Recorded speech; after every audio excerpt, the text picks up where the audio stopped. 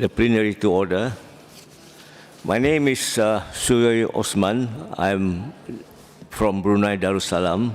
It is my honor to chair the next session of the plenary of the general debate. I would like to remind delegates that you have 5 minutes to complete your speech. We have a very long list of speakers today. So for this morning, the first speaker, I'm pleased to invite Iceland, followed by Timor-Leste. Iceland, thank you.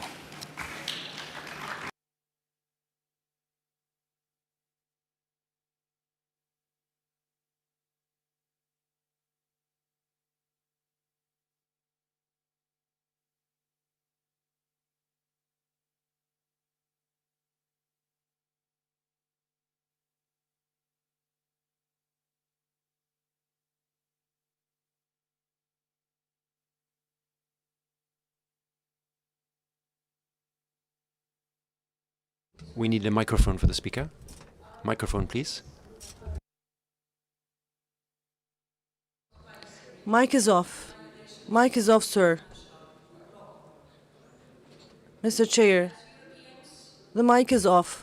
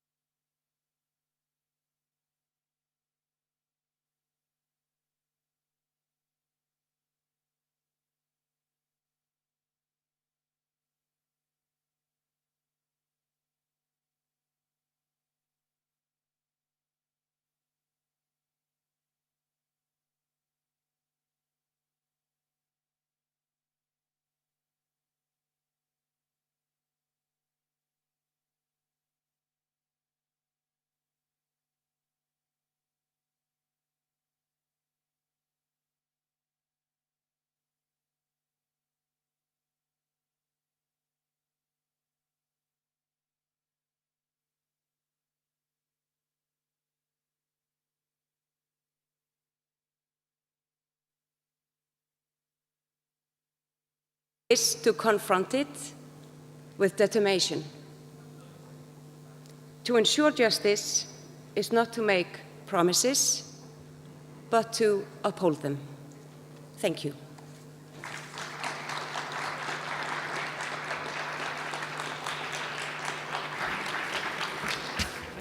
Thank you, distinguished delegate from Iceland. May I now call upon the distinguished delegate from Timor-Leste to be followed by the delegate from Lithuania and Finland.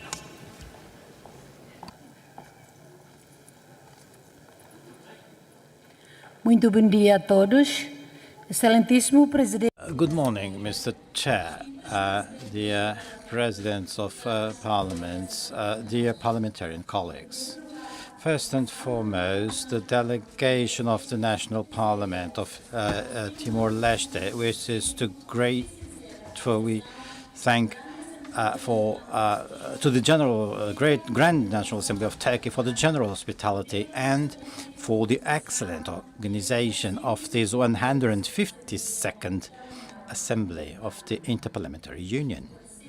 We also thank the Secretary General of the IPU for his dedicated and exemplary service. And with deep honor, our delegation participates in this assembly.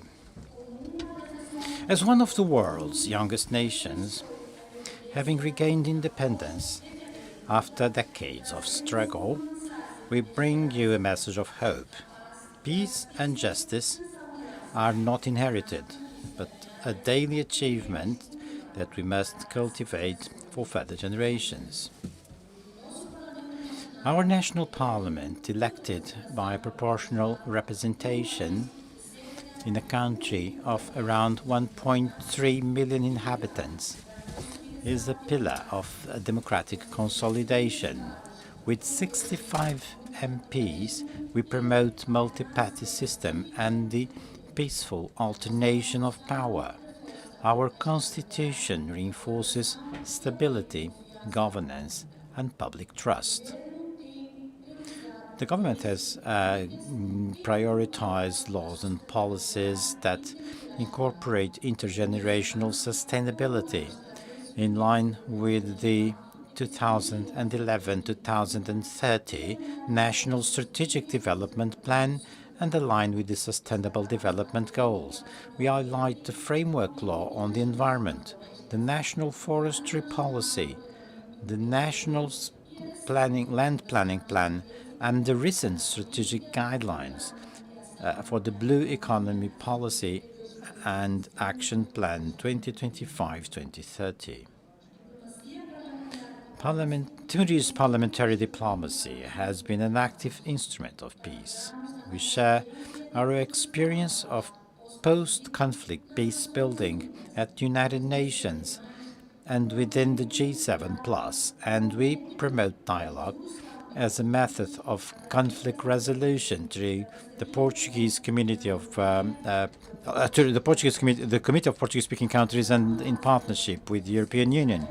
Accession to ASEAN, formalized in October 2025, and the World Trade Organization are historic milestones that reinforce our sovereignty and our active participation in mechanisms for interparliamentary dialogue and cooperation. This dual integration process positions Timor-Leste as an active partner in the promotion of peace and justice, strengthens parliamentary diplomacy, and creates a stable economic environment for development. Political stability and global integration. All this demonstrates that small nations such as Timor-Leste can build bridges of peace and justice. Ladies and gentlemen, Timor-Leste, however, faces real challenges to which it has responded with integrated and proactive approaches, namely social protection programs, notably specific support for pregnant women and children up to the age of 3 in order to fight malnutrition, the establishment of a 30% quota for women in politics, which currently is reflected in the 38% of female MPs. Investment in free education and healthcare, with the strengthening of educational infrastructure, scholarships, and enhancement of the national health system. Adoption of ecosystem-based adaptation in the National Adaptation Plan, focusing on coastal and marine resilience, water resource management, and disaster risk reduction.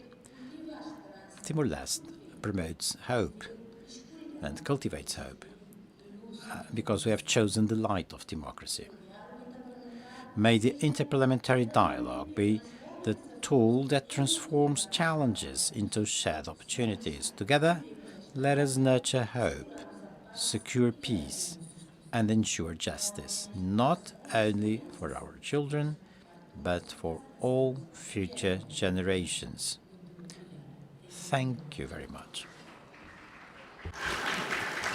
Thank you, Timor-Leste. Now may I invite the distinguished, the honorable representative from Lithuania, followed by Finland and Germany. Thank you.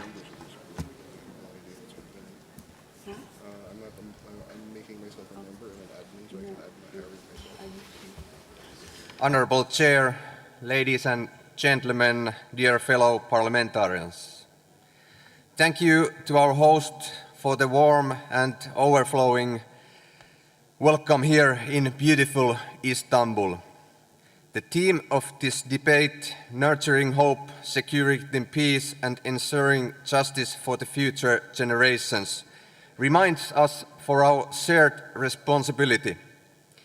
These are not distant goals, they guide the choices we make today. History has shown us how valuable peace is and how easily it can be lost. For a country like Finland, cooperation between nations has always been crucial. The United Nations remains an important part of this system. At a time when global cooperation is under pressure, we need to strengthen it. Trust is at the heart of the stable societies. In Finland, people generally trust public institutions. This comes from open decisions making, clear responsibility and the involvement of citizens. Parliament plays a key role here.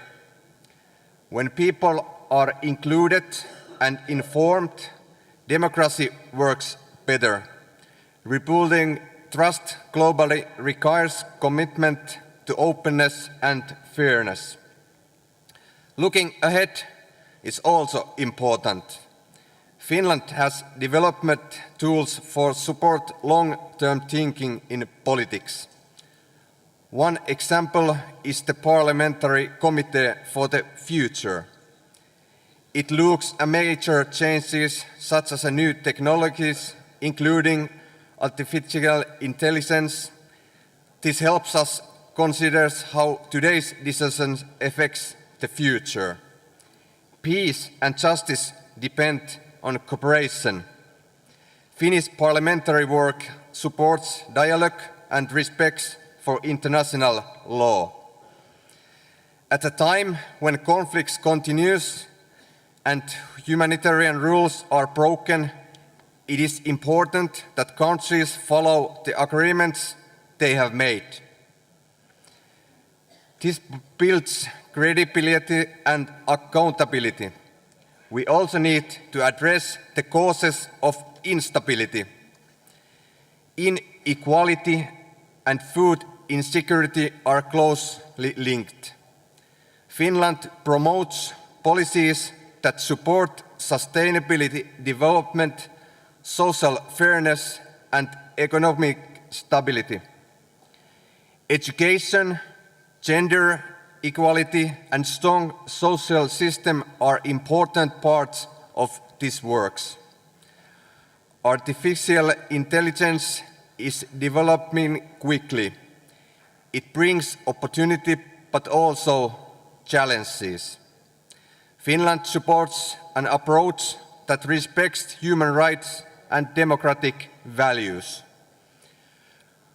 Parliament needs to take responsibility in shaping clear rules for the use of these technologies. We also want to highlight fairness between generations. Young people need real opportunities to take part of decisions making. Their views matter and they bring new ideas. Gender equality remains an important goal as inclusive decision making leads to better outcomes. Finland supports the UN Pact for the Future and its declaration on future generations. This means strengthening long-term thinking and making sure politics looks beyond short politics cycles. Our responsibility continues in future. In closing, hope grows through action. It comes from decisions that are responsibility and forward-looking. Let us work together so that future generations can live in a world shaped by peace, justice and shared responsibility. In the end, I want to underline that we will not forget Ukraine. We will not forget Ukraine.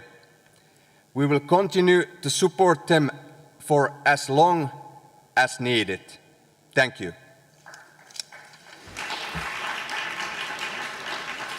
Thank you, the Honourable Representative from Finland. May I now call the distinguished delegate from Germany.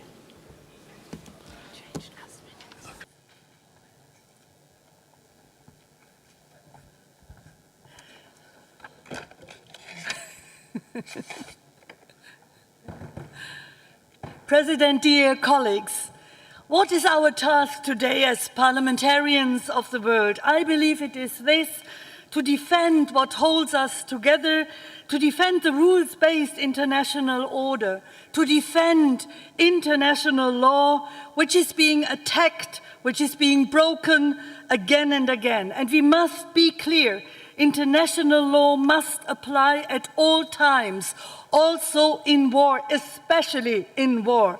Because what we are witnessing today in Ukraine, in Lebanon, in Sudan and many other places is not only crisis, it is devastation, it is hunger, it is displacement, it is unthinkable violence, it is lives destroyed, families torn apart, futures stolen. And this is the test we face, a test of whether we still truly believe in the rules we have given ourselves, and whether we are ready to uphold and strengthen the one place where these rules find their common home, the global house of the United Nations, a house that belongs to all of us, that we must strengthen, not weaken, that we must protect, not undermine, because without it there is no common ground, no shared voice, no global responsibility. Dear colleagues, after the Second World War, after the crimes of German National Socialism, the world made a promise that begins with the most powerful sentence: human dignity is inviolable. And this dignity belongs to every human being, not only to men, not only to Christians, not only to white people, but to all people everywhere, regardless of gender, origin, belief, identity, or who they love. Human dignity is universal, or it is nothing. This is our foundation. This is what unites us. But today, human dignity is violated, it is being trampled. Civilians are targeted, suffering is ignored or even tolerated. And so the question is, are we willing to defend this promise? Because this is our responsibility, not tomorrow, but now. And the challenges we face are immense: war, conflict, a growing divide between rich and poor, deepening inequality, multiple crises, and above all, the climate crisis. In places like Tuvalu, Kiribati, Fiji, the climate crisis is no longer a distant threat. It has already become a question of survival. And it is especially local communities and indigenous peoples from the islands of the Pacific to the heart of the Amazon rainforest who are already losing their homes, their land, and their livelihoods, who are most affected while having contributed the least to the climate crisis. Today we are already speaking of around 49 million climate displaced people worldwide. 49 million people forced to leave their homes not because they want to, but because they have to. The climate crisis fuels conflict. Conflict deepens injustice, and injustice destroys hope. So if we speak about nurturing hope, about securing peace, about ensuring justice for future generations, then we must act together. We must strengthen international law. We must defend human rights. We must take responsibility for our people, for humanity, and for our planet, because there is no planet B.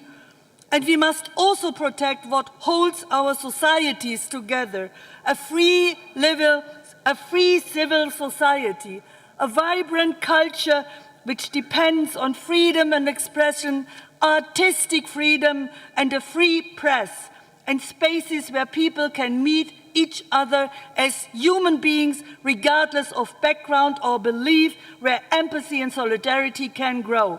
Dear colleagues, that is why everything depends on us. So let us stand together and defend what binds us, so that this world does not break apart but moves forward with the commitment to fundamental rights, to peace, to justice, to democracy. Thank you very much. Thank you, Germany. Merci. Je donne à présent la parole au représentant du Suriname, qui sera suivi par la Tchéquie.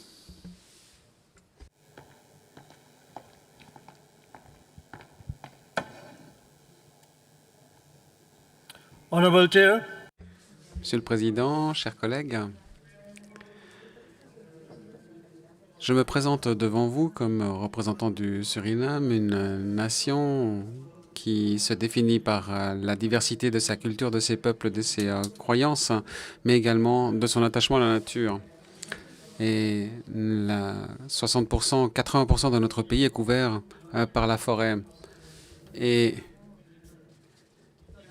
nous ne parlons pas seulement de biodiversité, nous la vivons. Et c'est pourquoi nous sommes déterminés à faire en sorte que cela dure pour les générations futures. C'est de cette réalité que je voudrais vous transmettre un message de direction. Il ne saurait y avoir de paix sans justice, et il ne peut y avoir de démocratie sans vote. Et nous constatons que les inégalités ne cessent de croître et l'écart entre ceux qui détiennent le pouvoir et ceux qui ne l'ont pas ne cesse de s'accroître. Et parmi eux, nos petits États insulaires en développement. Ces nations sont présentes sur le papier, mais absents d'institutions, y compris comme au sein de l'UIP. Je l'ai expérimenté moi-même avant-hier. Soyons francs. Ceux qui tirent davantage de l'industrialisation sont ceux-là même qui provoquent les plus gros dégâts à l'environnement. Mais ils n'en souffrent pas le plus. C'est une charge qui pèse sur d'autres pays tels que le mien, sur les communautés. Certaines communautés contribuent le plus, mais ce sont d'autres qui paient le prix. Aujourd'hui, je ne présente pas une demande, mais un appel. Passons des promesses au partenariat, du dialogue aux actes, de la prise de conscience à la redevabilité. L'accès aux technologies et aux ressources est nécessaire. Permettez-nous de protéger ce qui reste l'un des principaux actifs naturels de notre monde. La protection des forêts du Suriname n'est pas seulement la responsabilité de notre population, c'est une nécessité mondiale. En même temps, le changement climatique avance à grands pas. 2 tiers de notre population dans mon pays doivent déjà affronter les dangers de la hausse du niveau de la mer, ce qui menace des infrastructures et des moyens de subsistance. Ce n'est pas une crise de demain, c'est une réalité déjà aujourd'hui. Donc ce n'est pas une demande formelle. Nous sommes à la croisée des chemins et nous pensons que nous devons agir avec courage. On ne vous demande pas votre sympathie. Nous demandons plus. Nous demandons de faire preuve de décision et de courage. On nous jugera non pas sur ce que nous avons dit, mais sur ce que nous avons fait. Nous avons les connaissances, les technologies, les capacités. Ce qu'il nous reste, c'est à faire un choix. Et choisissons l'action plutôt que l'hésitation, la justice plutôt que la convenance. Choisissons l'avenir, un avenir où la paix se fondera sur le partage des responsabilités et des charges, parce que le leadership ne représente pas seulement la protection des intérêts personnels, mais la lutte pour la survie collective. Vivons ensemble. Merci, Monsieur le Président. Thank you. Merci le Suriname. Je donne à présent la parole à la Tchéquie, qui sera suivie par le Mali et ensuite la Croatie.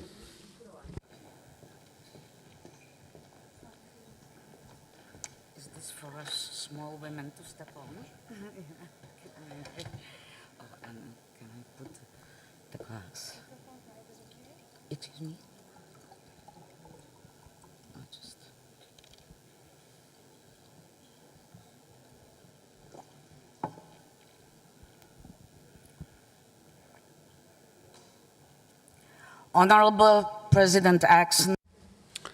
Monsieur le Président Axon, Présidente Axon, chers collègues, députés, parlementaires, mesdames et messieurs, nous sommes ici réunis dans cette belle ville d'Istanbul qui est au carrefour de l'Europe et de l'Asie. Et nous le faisons à un moment où, plus que jamais, le monde a besoin d'entendre la voix de la raison. Le thème de notre Assemblée, cultiver l'espoir, consolider la paix et assurer la justice pour les générations futures, n'est pas uniquement un slogan diplomatique. C'est un appel qui nous est lancé à nous, législateurs, qui représentons des millions et des millions de personnes pour lesquelles la paix est à la base de la coexistence et de l'existence. La paix n'est pas seulement l'absence de guerre. La paix est un état dans lequel le droit international et la stabilité ne sont pas le seul privilège des plus forts, mais plutôt une garantie de tout État souverain. Nous autres parlementaires avons un outil puissant, la loi, la diplomatie et le dialogue. Nos parlements doivent être les piliers qui soutiennent la paix. Je suis ici en tant que représentante de la République tchèque. Au cours du XXe siècle, notre pays a vécu dans sa propre chair les conséquences du sacrifice de la paix aux intérêts agressifs et à l'effondrement du droit international. Cette expérience historique que nous avons vécue nous a montré que la paix est indispensable et que la conserver exige du courage, qu'il faut se dresser pour préserver l'intégrité territoriale de tous les États. Nous pensons que la diplomatie parlementaire est sans aucun doute la meilleure solution pour atténuer les tensions.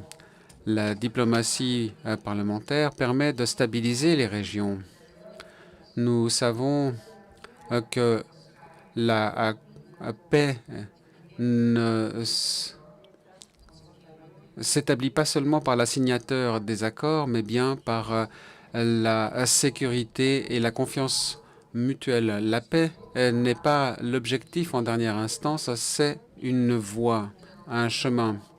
Une paix qui s'appuie sur le droit. Si les frontières ne sont pas respectées, pas plus que les règles contraignantes, la paix va rester une illusion qui nous échappe. En ces temps de polarisation, la diplomatie doit continuer. Nous devons continuer à dialoguer, même si nous avons des avis divergents. La paix doit se fonder sur la stabilité. Bien souvent, les conflits découlent d'une absence de certitude. La coopération économique et politique sont sans doute les meilleurs moyens qui permettent de prévenir les guerres à l'avenir. Chers collègues, la paix n'est pas un état passif qui se soigne seul. C'est une discipline active que nous devons pratiquer au quotidien par le biais de nos décisions politiques. Travaillons de concert pour faire en sorte qu'une paix juste ne soit pas seulement un rêve inatteignable pour les générations futures, mais qu'elle soit une réalité durable. Merci de votre attention. Et au nom de la délégation tchèque et de mes collègues, je voudrais de tout cœur remercier la Türkiye et les organisateurs de cette 152e assemblée de l'UIP pour l'excellente organisation de cette réunion et pour l'incroyable hospitalité qu'ils nous ont offerte. Merci beaucoup. Et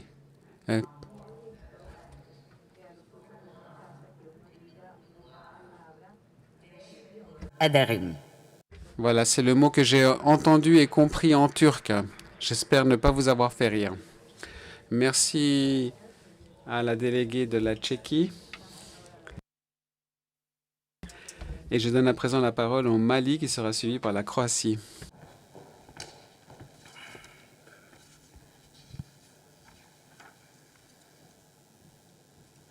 Monsieur le Président, President, ladies and gentlemen, if you'll allow me, first of all, I would like to fulfill a very pleasurable duty, which is to communicate the welcome of the population of Mali and Malik Diaw, the chair of the National Transition Council of Mali.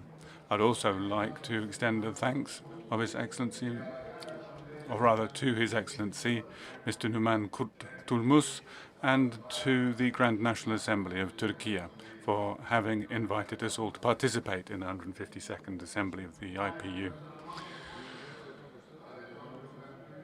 Not being able to be with you today because of the opening of our legislative body, the Speaker Malik Diaw would like me to extend to you his regrets and above all his blessings for your success. So it is with real pleasure and a sense of honor that I take the floor on behalf of our delegation at the podium of our 152nd Assembly on the theme of our discussion, nurturing hope, securing peace and ensuring justice for future generations.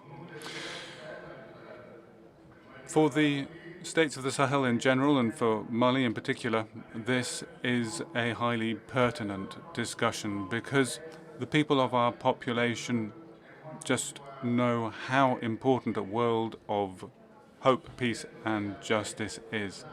Establishing peace by confronting the terrorist threat has led the populations of the states of Sahel under the guidance of their leaders, their excellencies, Captain Ibrahim Traoré of Burkina Faso, General Assimi Goïta from Mali, and General Abdourahmane Tiani of Niger, who have decided to join efforts to create the Confederation of the States of Sahel, which seeks to promote cooperation, integration, and the prosperity of the people of the Sahel, symbolizing hope and resilience for millions of citizens of the region. It's a historic diplomatic act and a turning point for peace, security, and development.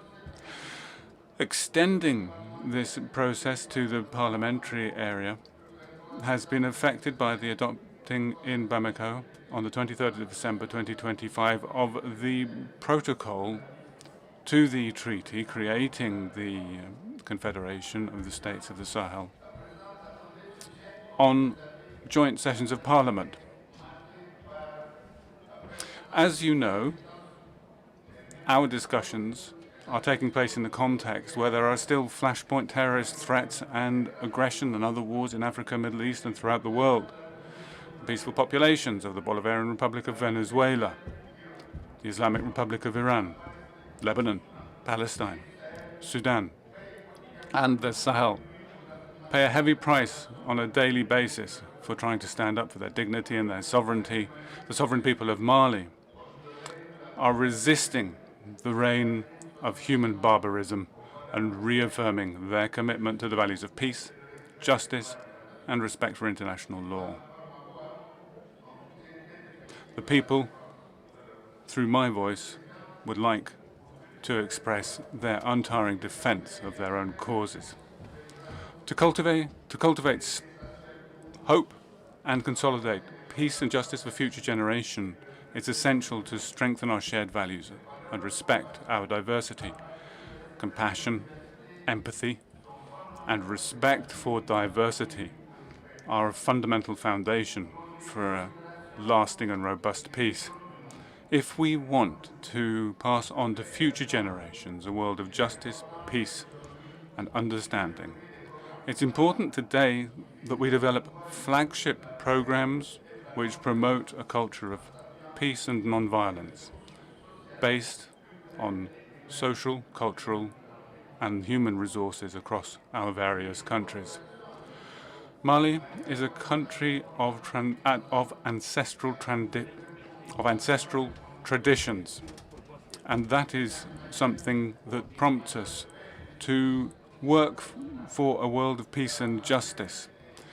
The Malian experience in the area of peace and justice is interesting because despite differences in colors, ethnicity, and languages or religion, Malian populations have always, since 1236 and the signing of the Charter of Kuru Kanfuga, been able to live in perfect harmony.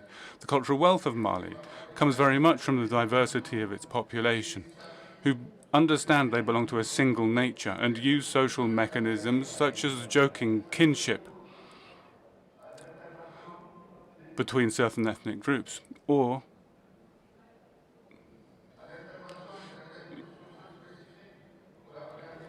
where certain specific social groups mediate to manage and resolve conflicts in the country and, above all, cultivate hope and consolidate peace.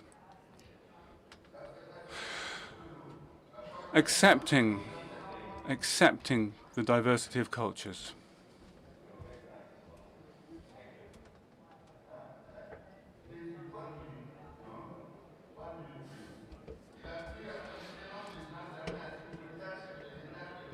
His Excellency General Assimi Goïta has seen fit to declare 26-27 the Year of Education and Culture. We believe parliamentarians should ensure that legislation takes into account the need to consolidate peace and ensure that the texts that they adopt allow for justice to be delivered. The same applies to governments and public policy. Thank you very much. Thank you, distinguished delegates from Mali. May I now invite Croatia? Thank you.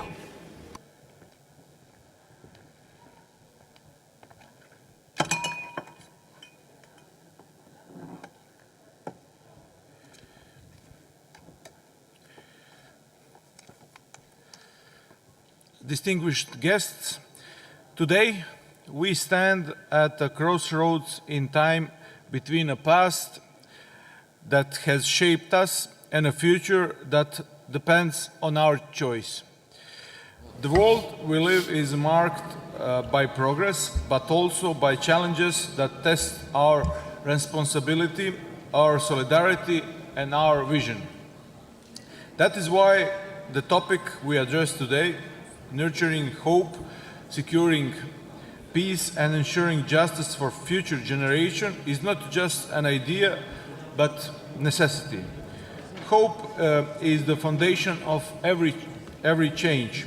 It's not a weakness, but a strength that drives us forward in times of uncertainty. Nurturing hope means investing in people, in education, in youth, in communication. It means giving every child the opportunity to dream and to believe that their dreams are within reach. Hope does not arise on its own. It's built through support, understanding, and unity. When we nurture hope, we lay the foundation for stable and prosperous society. Yet hope cannot survive without peace. Peace is not merely the absence of the conflict.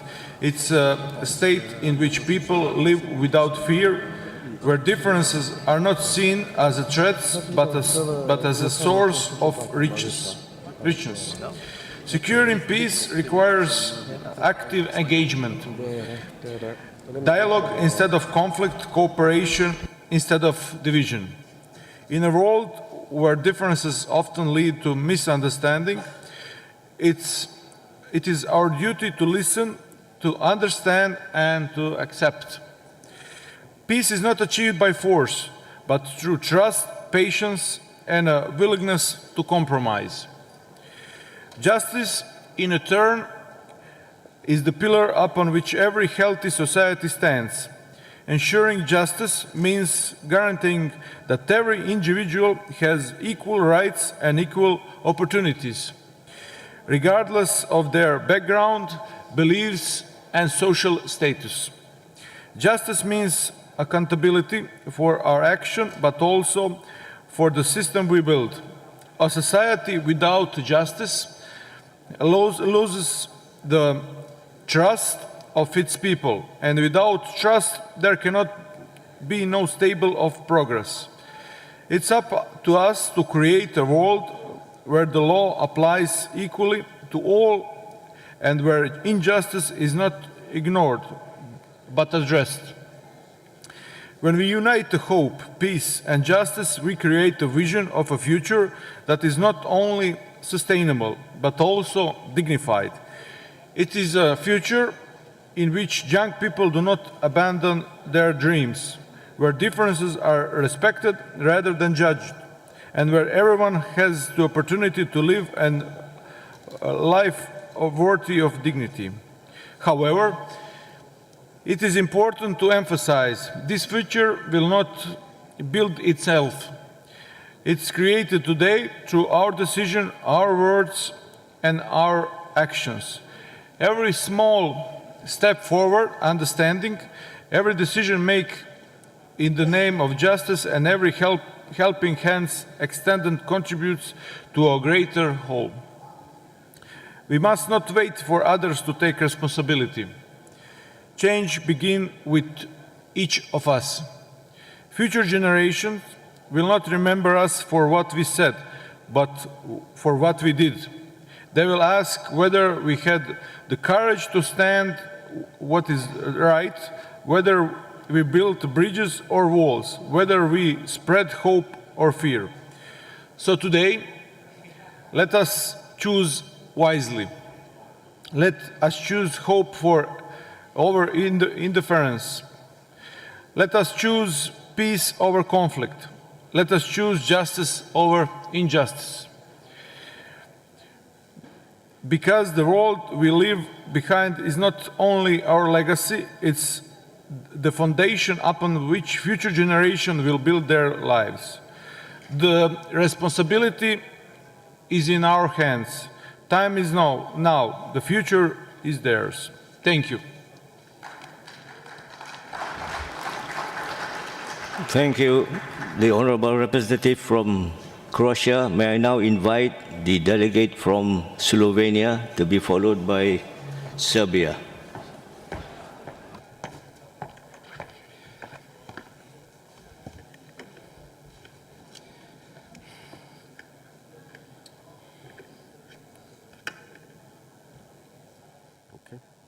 Honorable guests, dear colleagues, the world today is facing challenges that by their nature, scope and impact go far beyond the borders of individual countries. With the growing number of armed conflicts, deepening social and economic inequalities, the climate crisis and the rapid development of artificial intelligence, it is becoming increasingly clear that no country can effectively address today's global threats alone.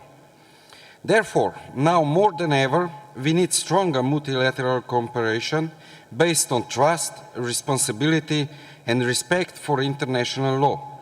In this context, the United Nations plays an irreplaceable role as the central forum for jointly seeking solutions, preventing conflicts, and maintaining international peace and security. The current complex geopolitical situation, marked by war in Ukraine, the war in Iran, the situation in Israel and Palestine, and several other crises around the world, is also directly reflected in the dynamics of the Security Council's work. It is therefore all the more important that the international community does not accept paralysis but remains committed to the dialogue, to searching for common ground, and to adhere to the fundamental principle of the Charter of the United Nations. Peace should never be taken for granted. It is something we must build patiently through cooperation and a sense of responsibility. At a time when the world is riven by wars, geopolitical tensions and divisions, we parliamentarians from Europe and around the world must once again reaffirm the importance of dialogue and mutual respect. Lasting peace does not rest simply on the silence of weapons, but on justice, on the principle that every individual and every nation, regardless of size or power, enjoys equal rights and freedoms.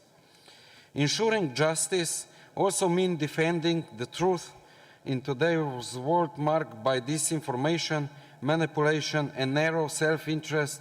We must once again place the values of integrity, responsibility, and the respect for the rule of law at the forefront of our efforts. Justice is the foundation of trust, both among people and among nations. Without justice, there can be no peace, and without trust, there can be no freedom. Slovenia will remain a constructive and connecting partner, and from the impartial perspective of a small country, will continue to look for ways move forward on most challenging international issues. We will continue to promote mediation as a key tool and one of the most effective means of preventing conflicts and supporting peace buildings. Ladies and gentlemen, we need more cooperation, not less. More trust in international institutions, not less, and more responsible democratic policy making, and not less. This is why the role of parliaments is particularly important today. Parliaments are a pillar of democratic legitimacy, political accountability, and public trust.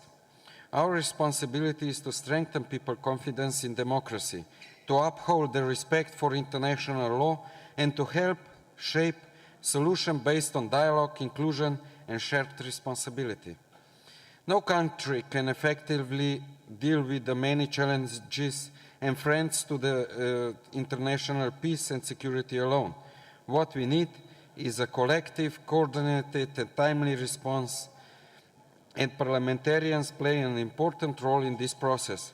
I therefore welcome today's discussions and believe that it brings us one more step closer to a safer, more just, and more peaceful world. Thank you.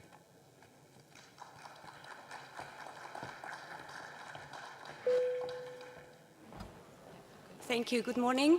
My name is Hildur Sverrisdóttir. I'm President of the Icelandic Parliament, and it is my honor to chair this session of the meeting until 11:30 today. I would like to begin by asking all the distinguished speakers to respect the time frame given so all the speakers can have their speeches. I would like to now welcome to the podium the distinguished delegate from Serbia. Serbia, you have the floor.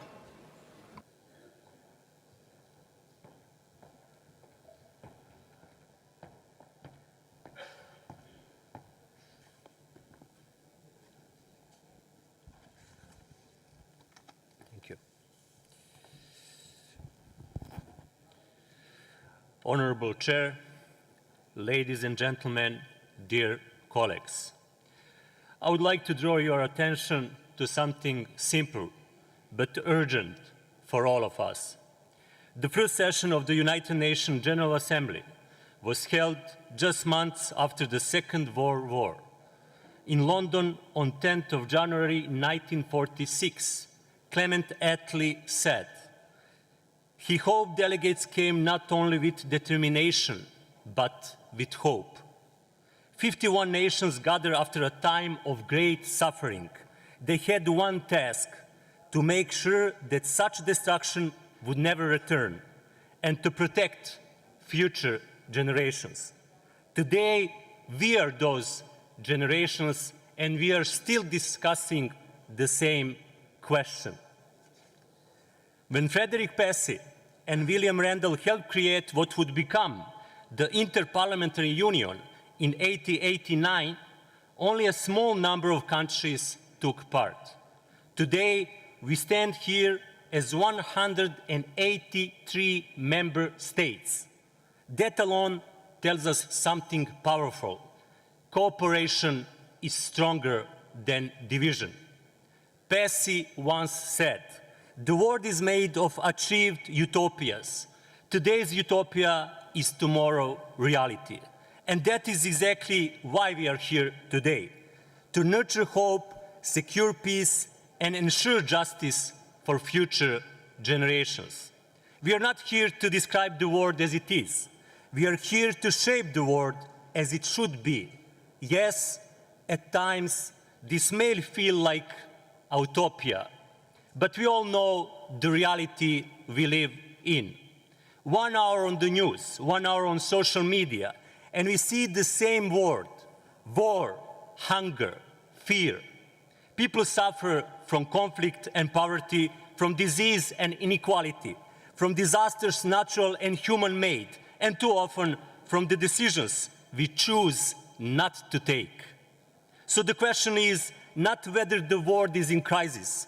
The question is, what do we do about it? Peace is not the absence of war. Peace is the presence of responsibility. It is a built or it is a broken every single day. And that is why parliaments matter. We are not here to deepen differences. We are here to bridge them. We are here to replace silence with dialogue and distance with cooperation. Diplomacy is not decoration. It is responsibility towards humanity. Only by choosing cooperation over fear and trust over isolation can we build a world where future generations do not inherit our crises, but our solutions. Hope is not a feeling, it is a choice every single day. It's not something we inherit, it is something we build together. Peace is not a moment, it is a duty. And peace should not remain tomorrow's utopia, it must become today's obligation for all of us. Thank you.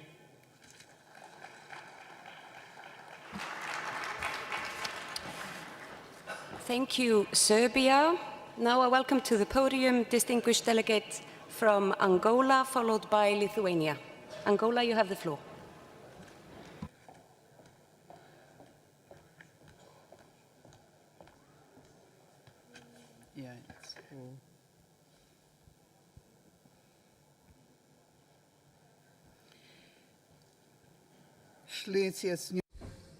Well, Her Excellency, the President of the IPU, with all due respect, allow me to begin greeting the citizens and authorities of the Republic of Turkey for the exemplary manner in which they are hosting this assembly. Madam Chair, the theme that brings us together here, cultivating hope, securing peace and guaranteeing justice for future generations, is not merely pertinent.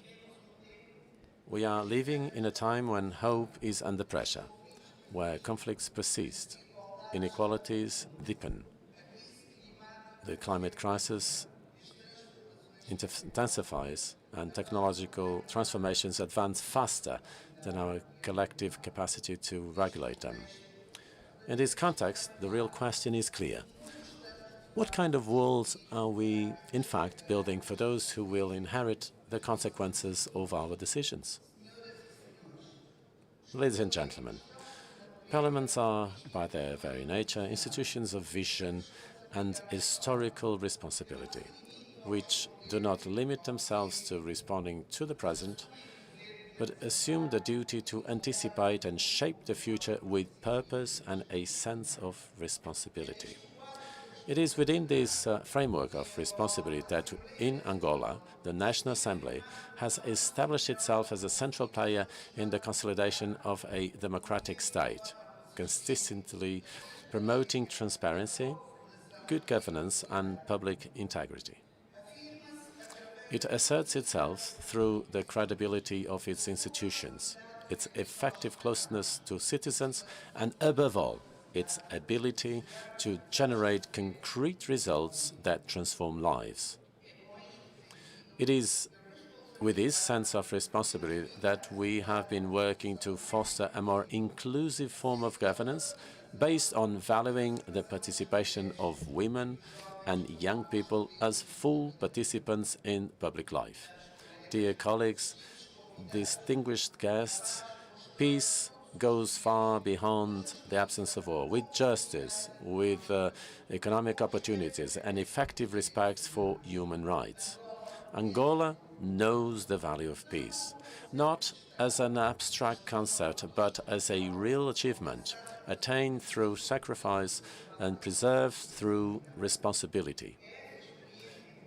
It is this experience that allows us to state, with conviction, that peace is only sustainable when it is based on inclusion, equity, and the creation of opportunities.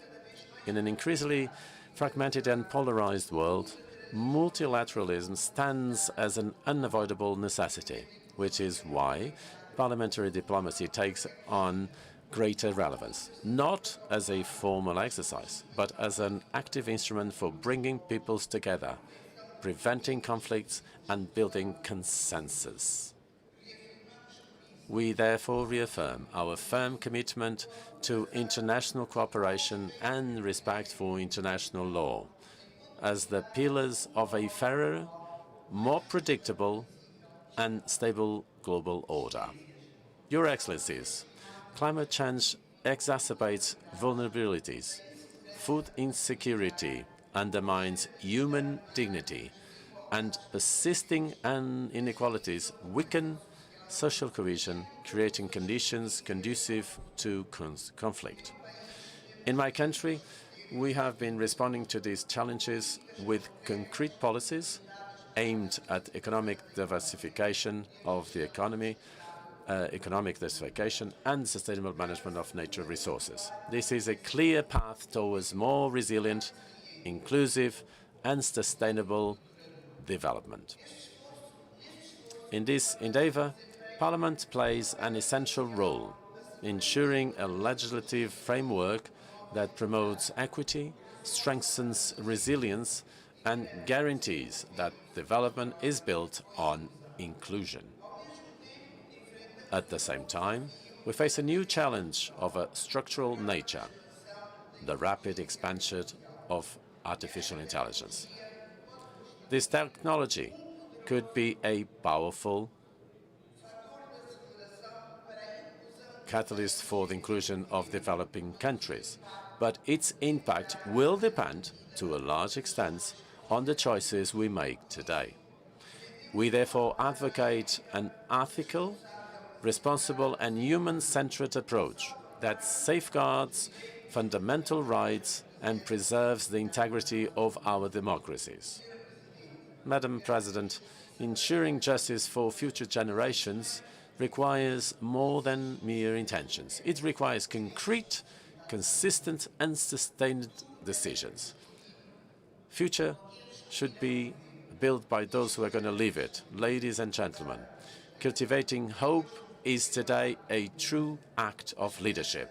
The hope we need is that which translates itself into effective public policies, fair laws, and commitments that we are honored.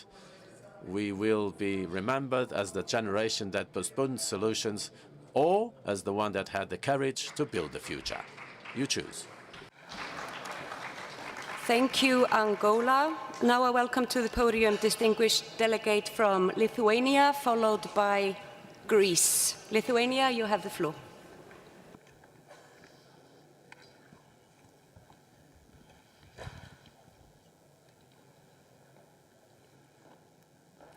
Thank you, Madam Chair. Hello, dear colleagues. It is an honor for me to be here and address you in this general debate. I want to stress that peace and justice are the only way to foster hope and secure future for coming generations. Today, Lithuania is deeply concerned about ongoing armed conflicts, violations of international law, and the erosion of democracy. Geopolitical fragmentation is increasing. It is important to defend multilateralism and uphold rules-based international order with the United Nations Charter at its core. Lithuania is fully committed to multilateral system based on international law and the purposes and the principles of the United Nations Charter, namely to ensure peace and security, respect for human rights, and sustainable development for all. Last year, we marked the 10th anniversary of the 2030 Agenda for Sustainable Development. We must recognize that we are not on track. The accelerating planetary crisis continues to reverse progress and deepen inequalities worldwide.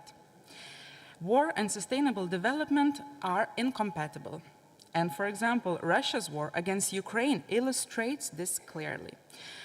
More than 4 years on, Russia's unjust and illegal all-out war against Ukraine continues to cause immense destruction.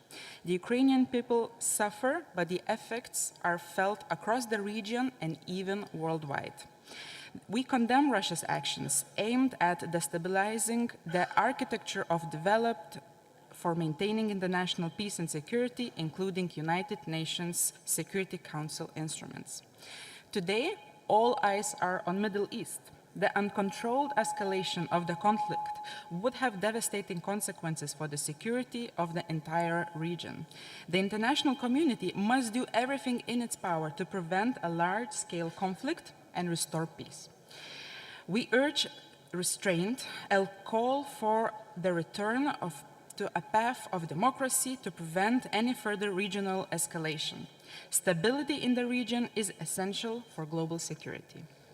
In the face of armed conflicts, violations of international law, and human rights abuses, we must also learn to live in a new reality dominated by artificial intelligence. Digital sovereignty and national interests are becoming an integral part of the development of artificial intelligence.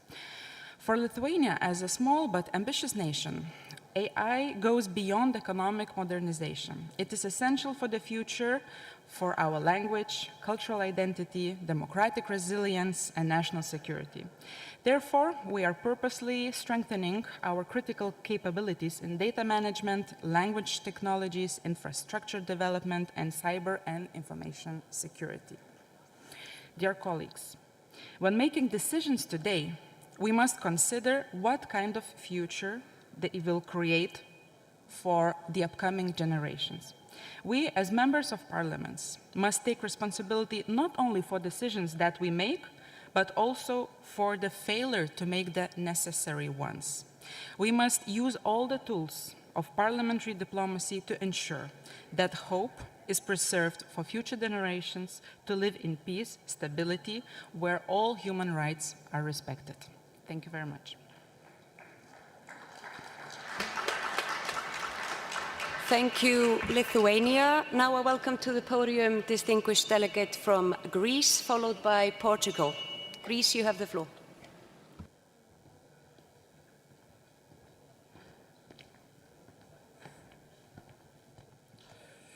Thank you, Madam Chair.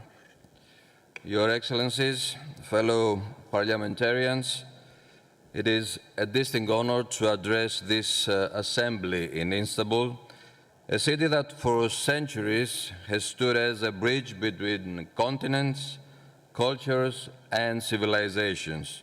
It is therefore a fitting place to reflect on our shared responsibility at a time when the foundations of global stability are being profoundly jeopardized. The theme before us, nurturing hope, securing peace, and ensuring justice for future generations, is not an abstract aspiration, it is a call to action, especially for us as parliamentarians.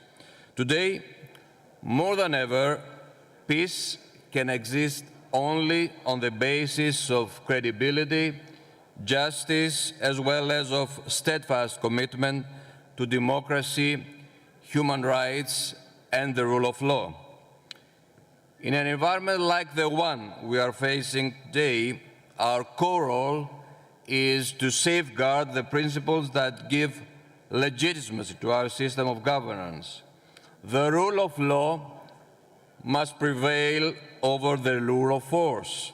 The democratic institutions must be resilient, inclusive, and accountable. Especially in the region of Eastern Mediterranean, the challenges we face reflect in many ways broader geopolitical trends. Shifting alliances, huge migration flows, tensions over maritime zones, differing interpretation of international law, with the dialogue being replaced by unilateral actions. Respect to international law, and in particular the United Nations Convention on the Law of the Sea, is not optional. It is essential for safeguarding peace and stability in the region.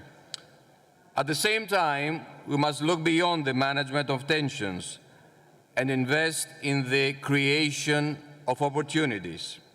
The Eastern Mediterranean holds significant potential for energy exploitation.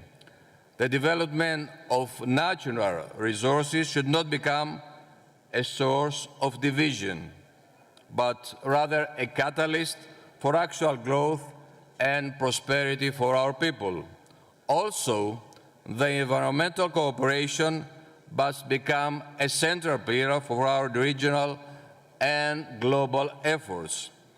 Great diplomacy is not a slogan. Actually, it is a necessity. By working together on climate resilience, we can build trust, create common ground, and demonstrate that cooperation is beneficial. In all these efforts, parliamentary diplomacy plays a vital role towards maintaining dialogue and building bridges across states and nations. We must ensure that our external positions align with our internal commitments to democracy, to transparency, to respect to the rule of law, and of course to the protection of fundamental rights. The history of our regions may be complex, even turbulent, but it does not define our future unless we allow it to. Let us therefore reaffirm our commitment to the values that unite us: peace, democracy, human rights, and the rule of law. Let us work together through dialogue, through cooperation, and through shared responsibility to build more a just and peaceful world.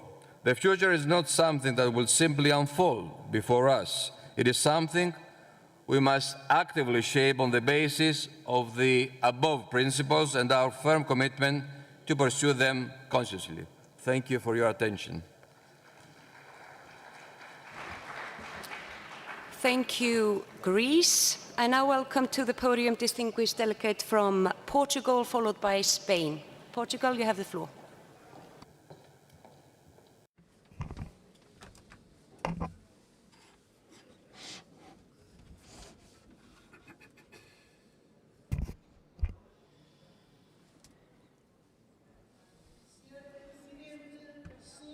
Madam Chair, ladies and gentlemen, the theme of this general debate calls us to an essential responsibility of politics in our time to cultivate hope, consolidate peace, and ensure justice for future generations.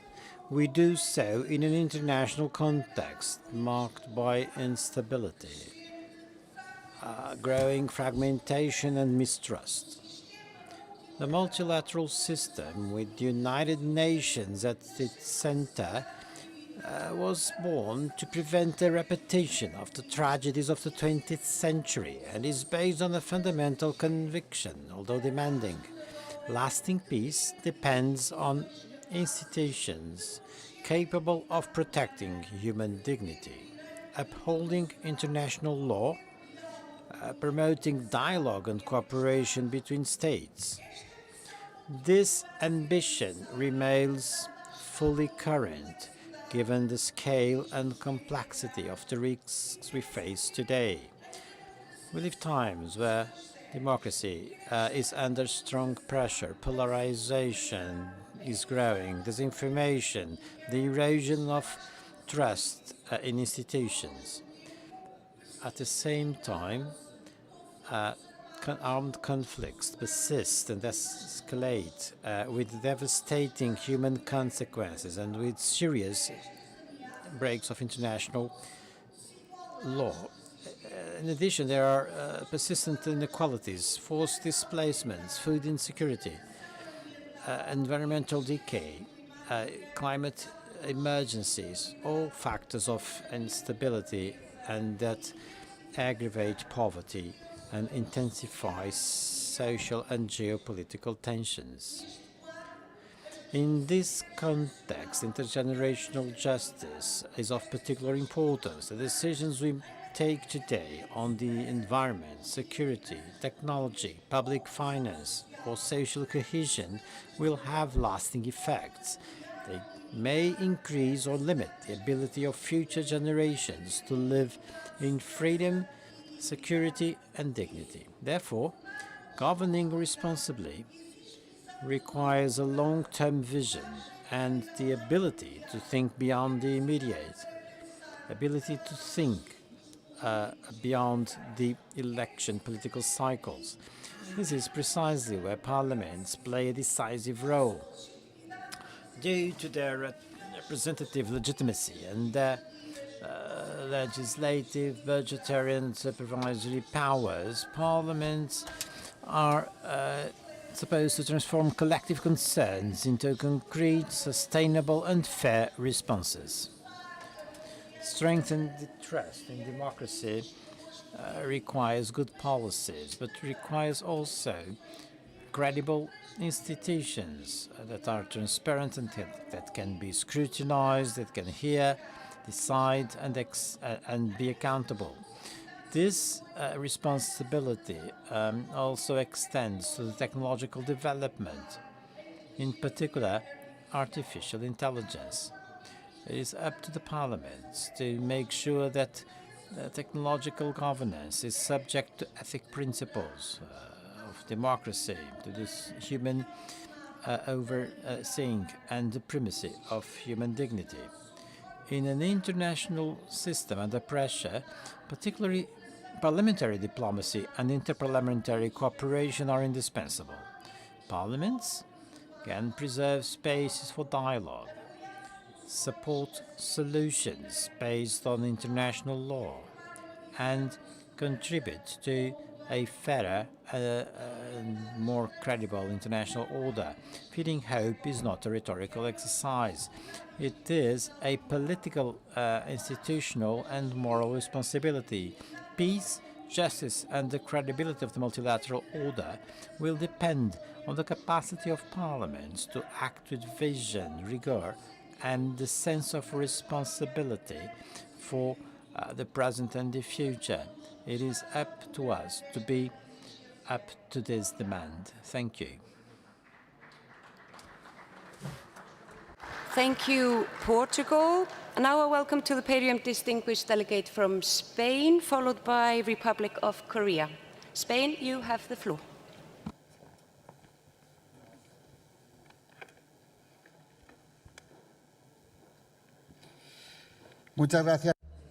Many thanks, Madam President. Distinguished colleagues,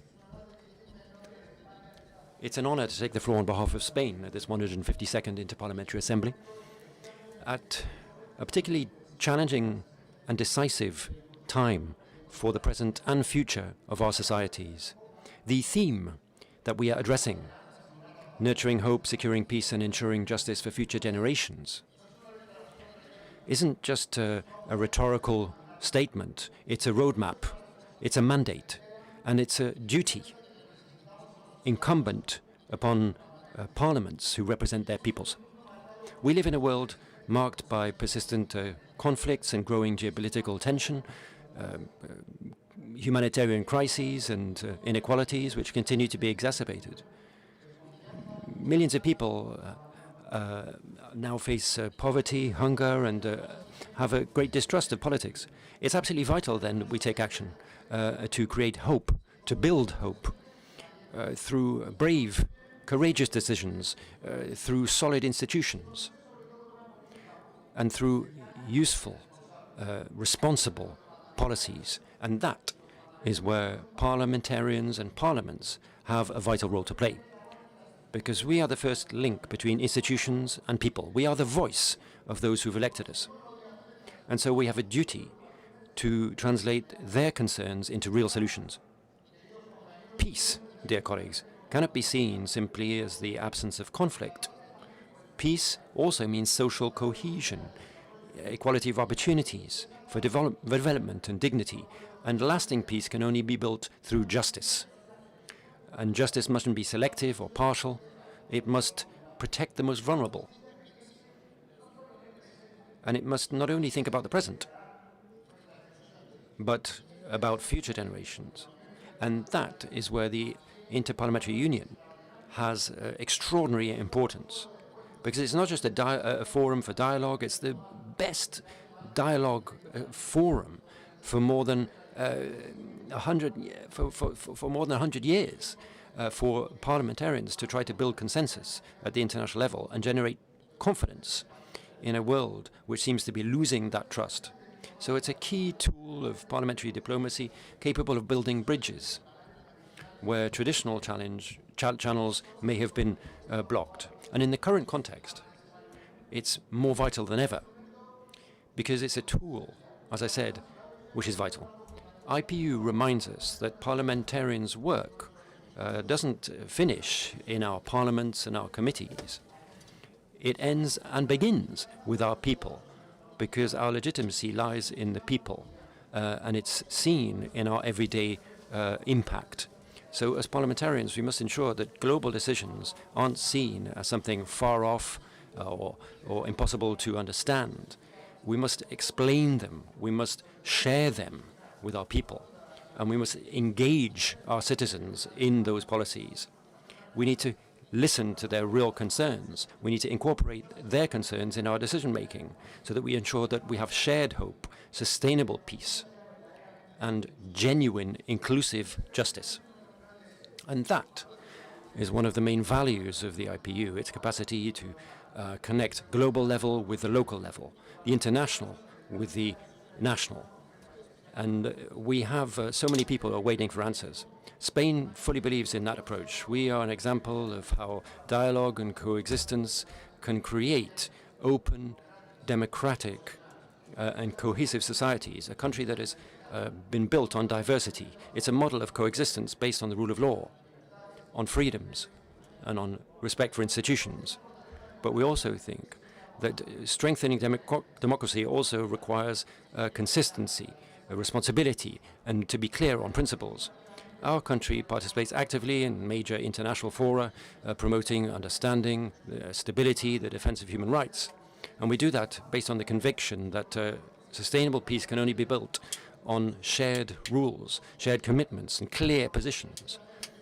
Because allow me to say very clearly, when principles become simply a currency of exchange, when principles are subjected to vested interests or adapted to circumstances, then that weakens the rule of law. It weakens the credibility of institutions. So we mustn't fail future generations. We mustn't give them we mustn't leave them a world that is unsafe or unsure. We're not just here to represent the present, but we're here to protect the future. And that starts with the decisions that we take today. So, dear colleagues, I'll finish by saying that peace cannot be built on fanaticism it is based on the strength of our convictions and our principles and a respect for those who think differently to ourselves. Thank you. Thank you, Spain. Now I welcome to the podium distinguished delegate from Republic of Korea, followed by Chile. Republic of Korea, the floor is yours.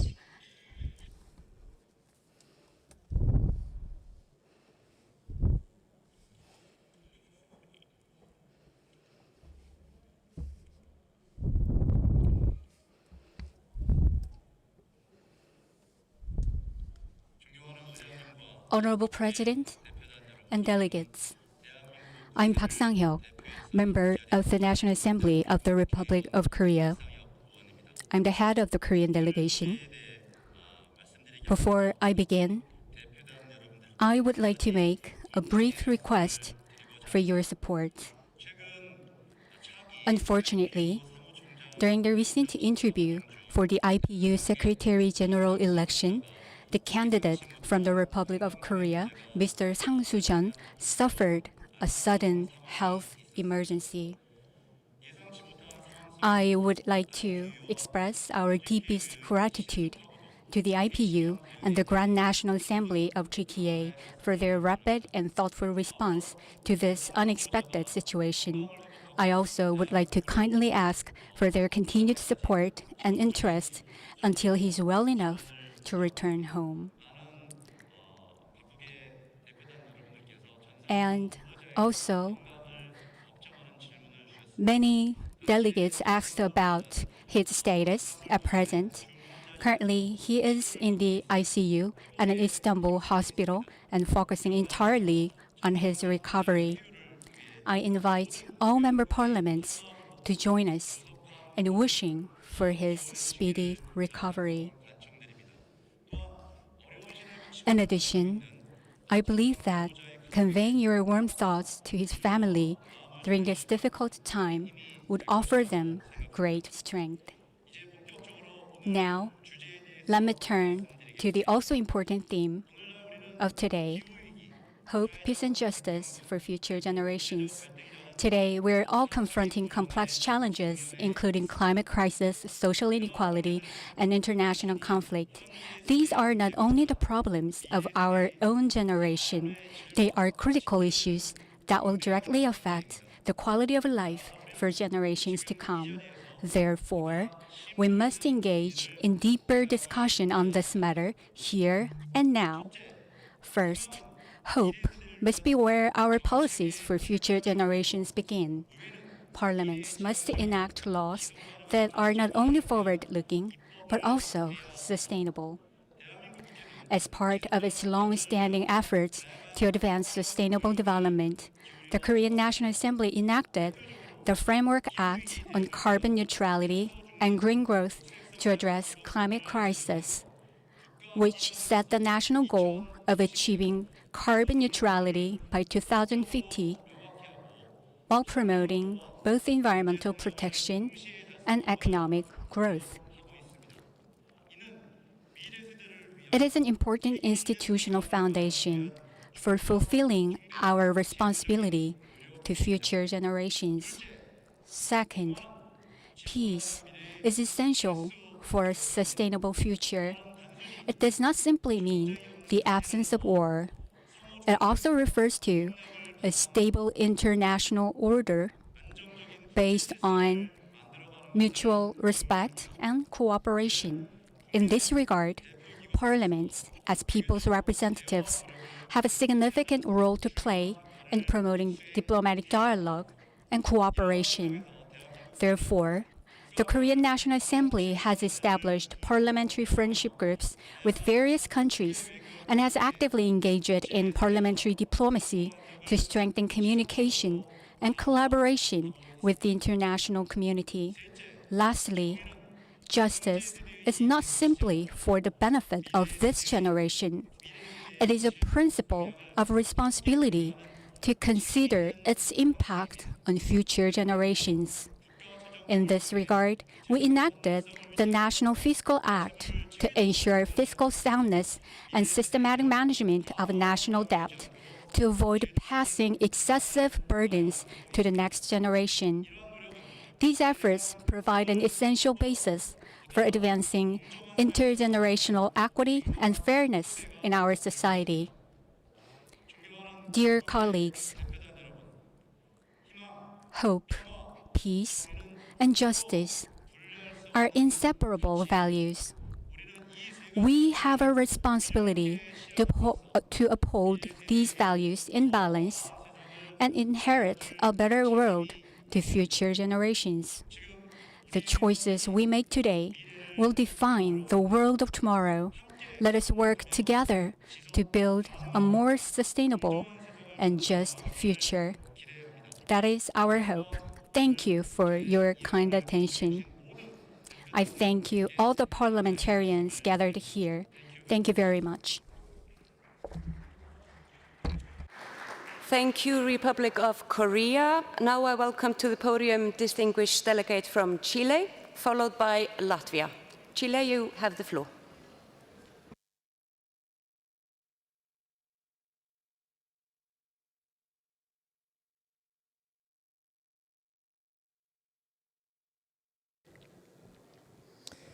Good morning. It's an honor to participate in this assembly, reflecting on a topic that expresses the mandate of our time to foster hope, consolidate peace, and ensure justice for future generations. We are living in a time of profound transformations. In different regions of the world, armed conflicts persist, social tensions are increasing, and technological changes are advancing.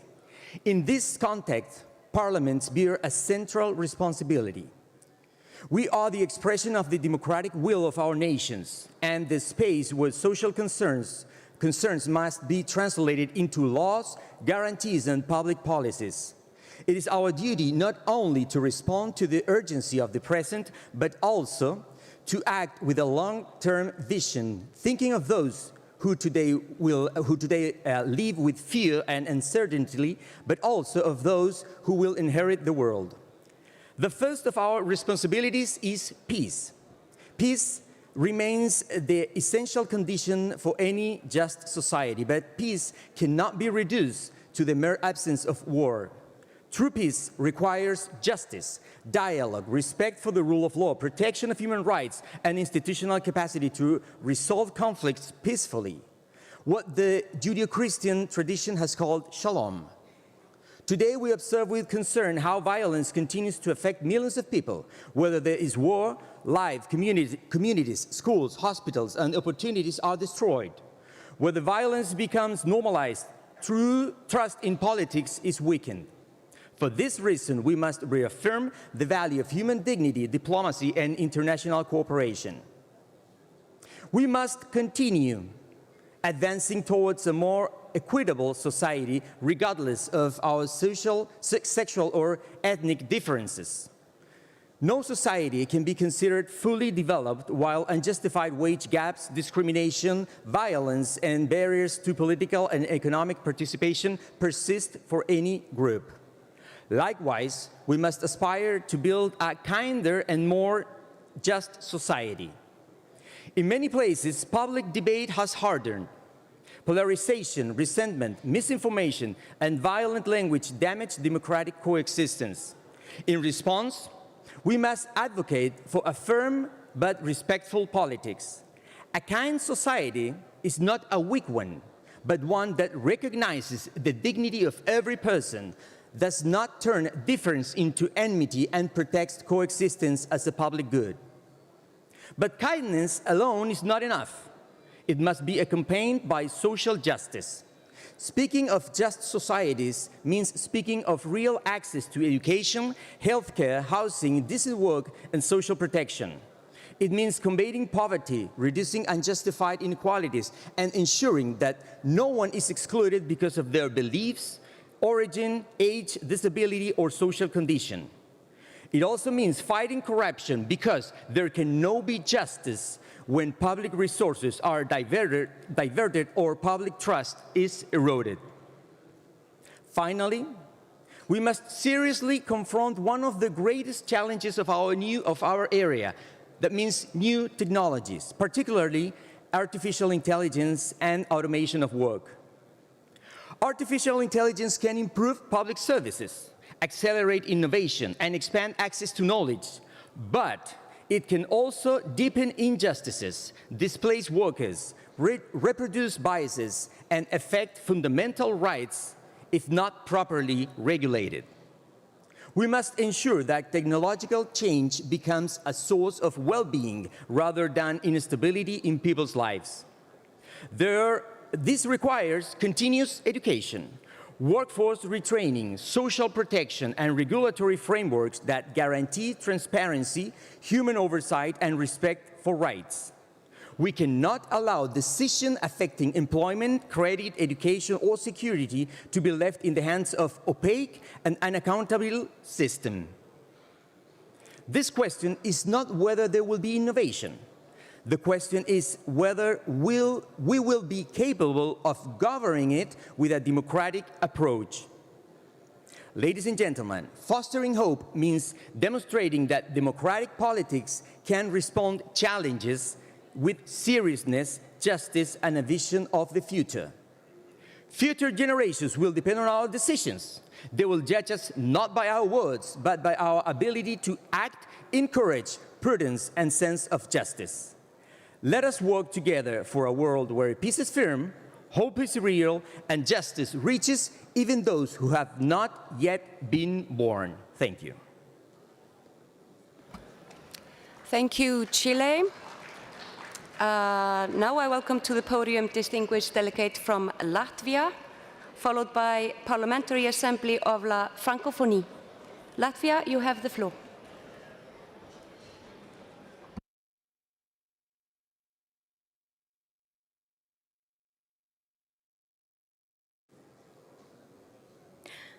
Dear Excellencies, dear colleagues, dear friends, in difficult times, in times of disasters and wars, humanity has always turned to philosophy, searching for answers to critical questions. And so today, I would like to turn to Thomas Hobbes. Hobbes looked at the world as it is, stripped of illusions, and asked, what do we do about it? His answer was social contract. People choose to surrender part of their freedom to common authority, to enforce rules that protect everyone, not out of idealism, but out of necessity.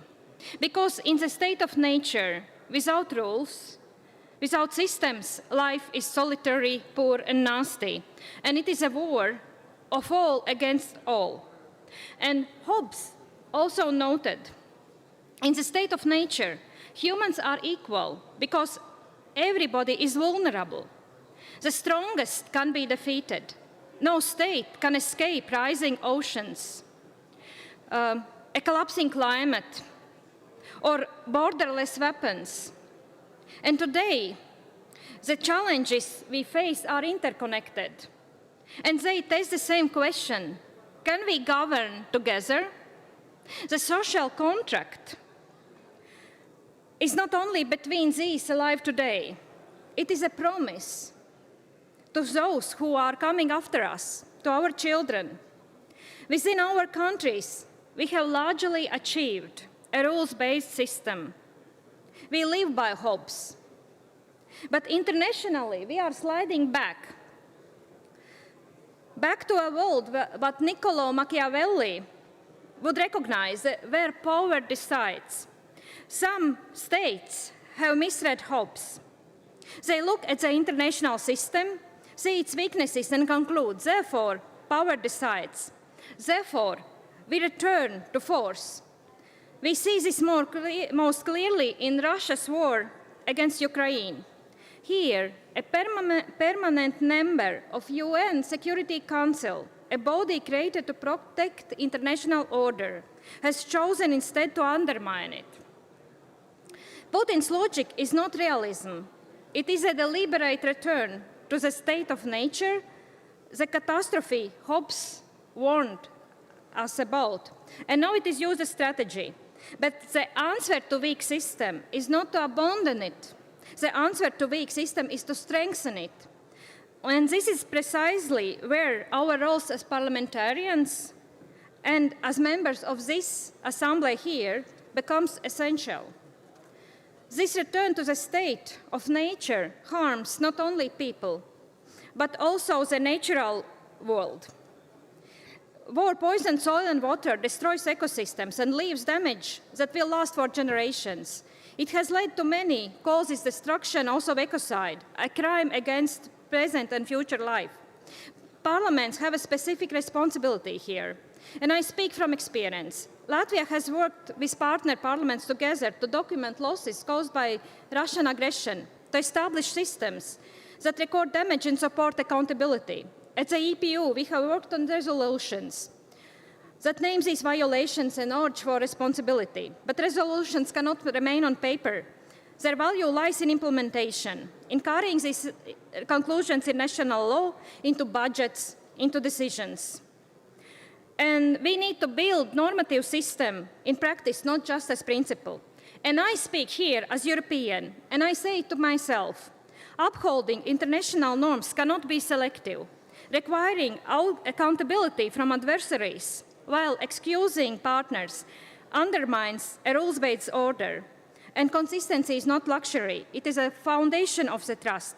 And Nelson Mandela showed us, even from the darkest place, from prison, imprisonment, that it is possible to choose a different path. And he chose to build a system instead. And this courage to build rather than destroy is exactly that moment demands from us. And how we can overcome global challenges if we cannot agree on common rules. And therefore, this is my call to all parliamentarians here. We are here to build systems that work. We are here to defend them. And that's, I'm asking everyone, let us return to this rules-based system, let us strengthen it, let us work together, because here is only one planet, and because everybody here is equal in vulnerability and also in our responsibility. Thank you. Thank you, Latvia. Now a welcome to the podium, distinguished delegate from Parliamentary Assembly à la Francophonie, followed by Ecuador. Parliamentary Assembly à la Francophonie, the floor is yours.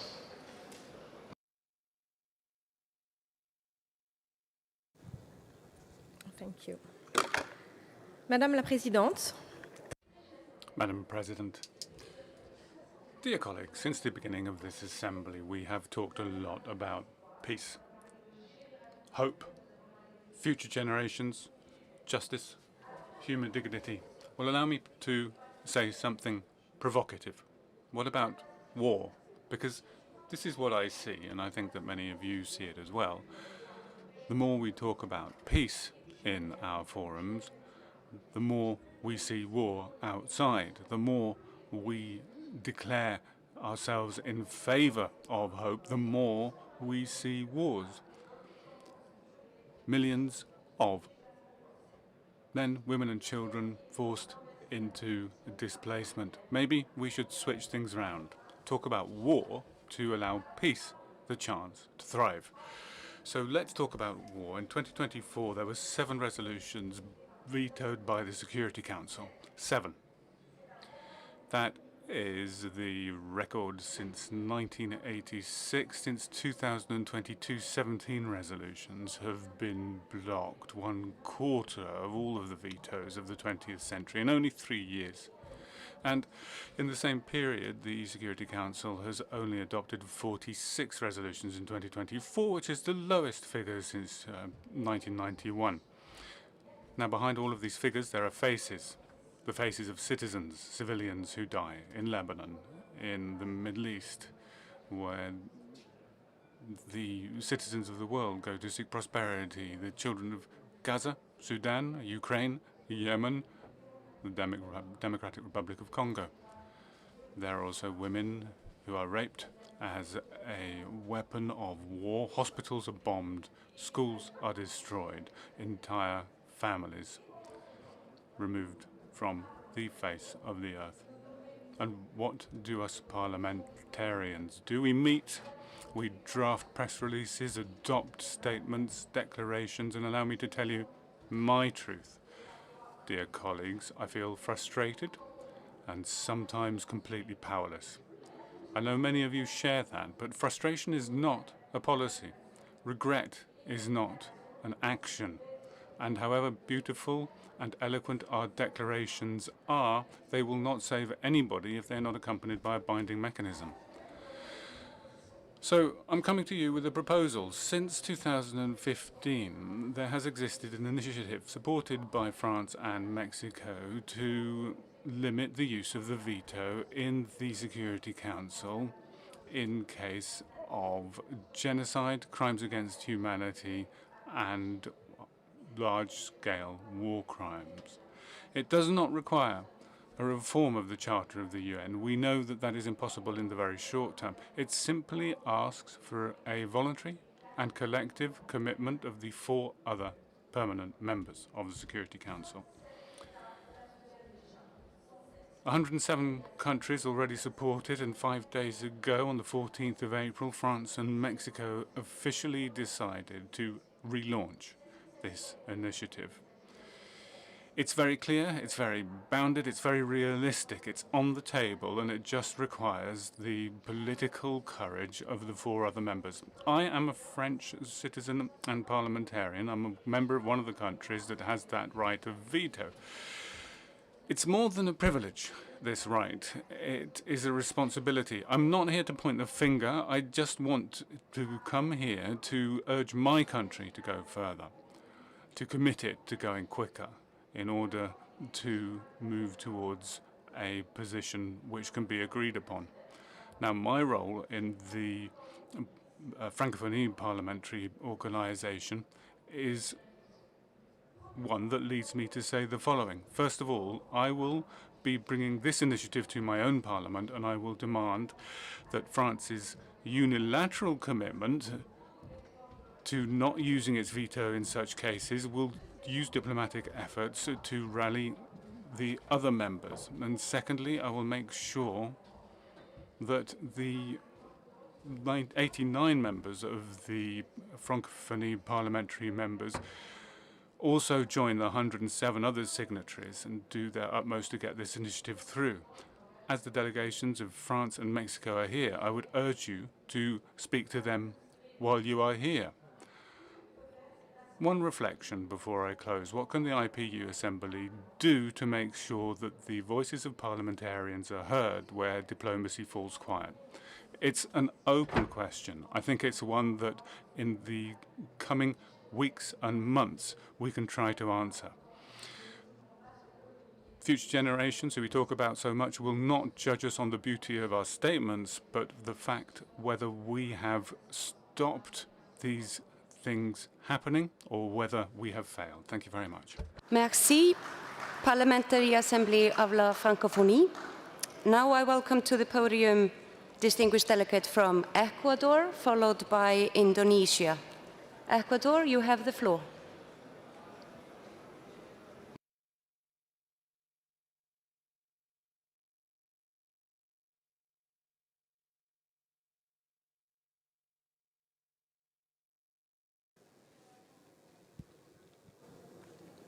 Señora Presidenta, Madam President, representatives of the peoples of the world. It's my honor to address the Assembly of the Interparliamentary Union representing the Ecuadorian Parliament. As a young parliamentarian, we are discussing three aspects of fundamental importance for the world: hope, peace, and justice. Nurturing hope implies strengthening democratic legitimacy, guaranteeing the effectiveness of human rights, and consolidating the rule of law. Hope means genuine access to each of the human rights, reducing inequalities at in the social dimension, and reducing the gap between what is and what should be. Excellencies, with regard to peace, as Immanuel Kant said, it should be a global endeavor, the responsibility of the entire international community. So, peace for our peoples demands unfailing respect for human rights, and in particular the principles enshrined in international law: self-determination of peoples, the principle of non-intervention, prohibition of intervention, conflict resolution, international diplomacy. These are the principles that need to be observed in line with us meeting our international obligations. In the context of armed conflict, the keeping of peace requires that international humanitarian law is observed, particularly those that distinguish between combatants and non-combatants, and apply limits to the means of war. Distinguished colleagues, the international system is encountering increasingly formidable challenges, including the expansion of cross-border international crime, non-organized armed conflicts, non-international in nature, and forced displacement. The Ecuadorian Parliament reaffirms its own commitment to multilateralism, in observing in good faith our international obligations and strengthening the international order, according to the parameters established in Articles 26 and 27 of the Vienna Convention of the Law of Treaties, and also the observance of the Article 53 provisions. We here should reaffirm our commitment to achieve the long-desired international consensus based on cooperation and, above all, human dignity. Thank you. Thank you, Ecuador. Now I welcome to the podium distinguished delegate from Indonesia, followed by Mauritania. Indonesia, you have the floor.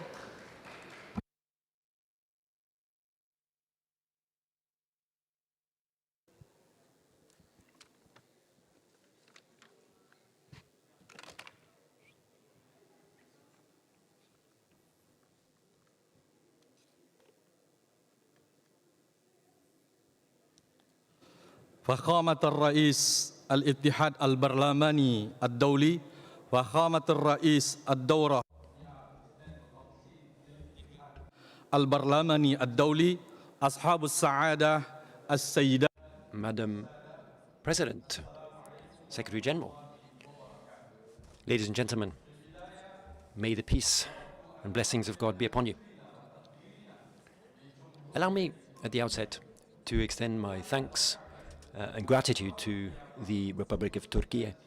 We also wish to thank the government and people of Türkiye for hosting us here at this excellent assembly. Here at the assembly, we are discussing a theme of great importance: nurturing hope, securing peace, and ensuring justice for future generations. And these mustn't just be hollow vows. They must be a duty incumbent upon all of us. And it's true that we are in a very challenging context. There is no hope where there is fear. There is no peace where there is violence. And there is no justice when injustice prevails. And I think that's quite clear in the world today, particularly in our region, the Middle East and in Palestine. Ladies and gentlemen, it's important not to forget our Palestinian brothers and sisters. Today, they are paying a high price. Suffering continues to affect Gaza. Yes, we have a ceasefire, but the Palestinians are not in security because Israeli attacks continue in a very systematic way. 738 people were killed have been killed in the Gaza Strip since the announcement of the ceasefire. And attacks continue to take place in Jordan and elsewhere. So we continue to be extremely concerned by reports of Israeli settlers who are amassing more and more weapons and attacking local Palestinians and their homes. So it's important to put an end to those attacks. We must immediately put an end to this escalating violence perpetrated by settlers. We condemn as well the law that was adopted by the Knesset recently that imposes the death penalty on Palestinian prisoners. That law must be rejected. It's a clear violation of international law, human rights law and humanitarian law. We call for an immediate abrogation of that law. We condemn as well attacks on United Nations peacekeeping forces. This led to casualties among Indonesian peacekeepers who were simply carrying out their function as UN peacekeepers. These are serious violations of international law. And this undermines our concerted efforts to promote peace and security around the world. Ladies and gentlemen, we also wish to issue a warning. The idea of the Greater Israel is a plan to enlarge Israeli territory by force. And that is a threat not only for Palestine, but for all countries around the region and for peace in the world more generally. Even today, we've heard Israeli military officials threatening the region. It sees neighboring countries as targets. And it intends to invade neighboring countries. Even after the end of this current war waged on Iran. So the international community can be extremely important. Parliamentary diplomacy has a role to play. The IPU represents peoples all over the world. As parliaments, we must come together and take action. We have a role in protecting the international order based on rules. And we hope the parliamentarians at the IPU can make every possible effort to secure peace and justice and help support international law and ensure respect for it. We could also try to translate these hopes into reality so that peace can really be secured and justice ensured for future generations. As parliamentarians, we can do that. It is incumbent upon us to adopt the relevant laws and to defend these human values, to support justice and support the most vulnerable. Indonesia has adopted a very clear position. We promote peace and international law. Thank you very much. Yeah. Now I welcome to the podium distinguished delegate from Mauritania, followed by Poland. Mauritania, you have the floor.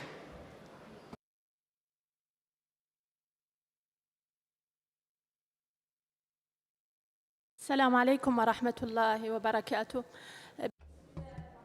May the peace and blessings of God be upon you.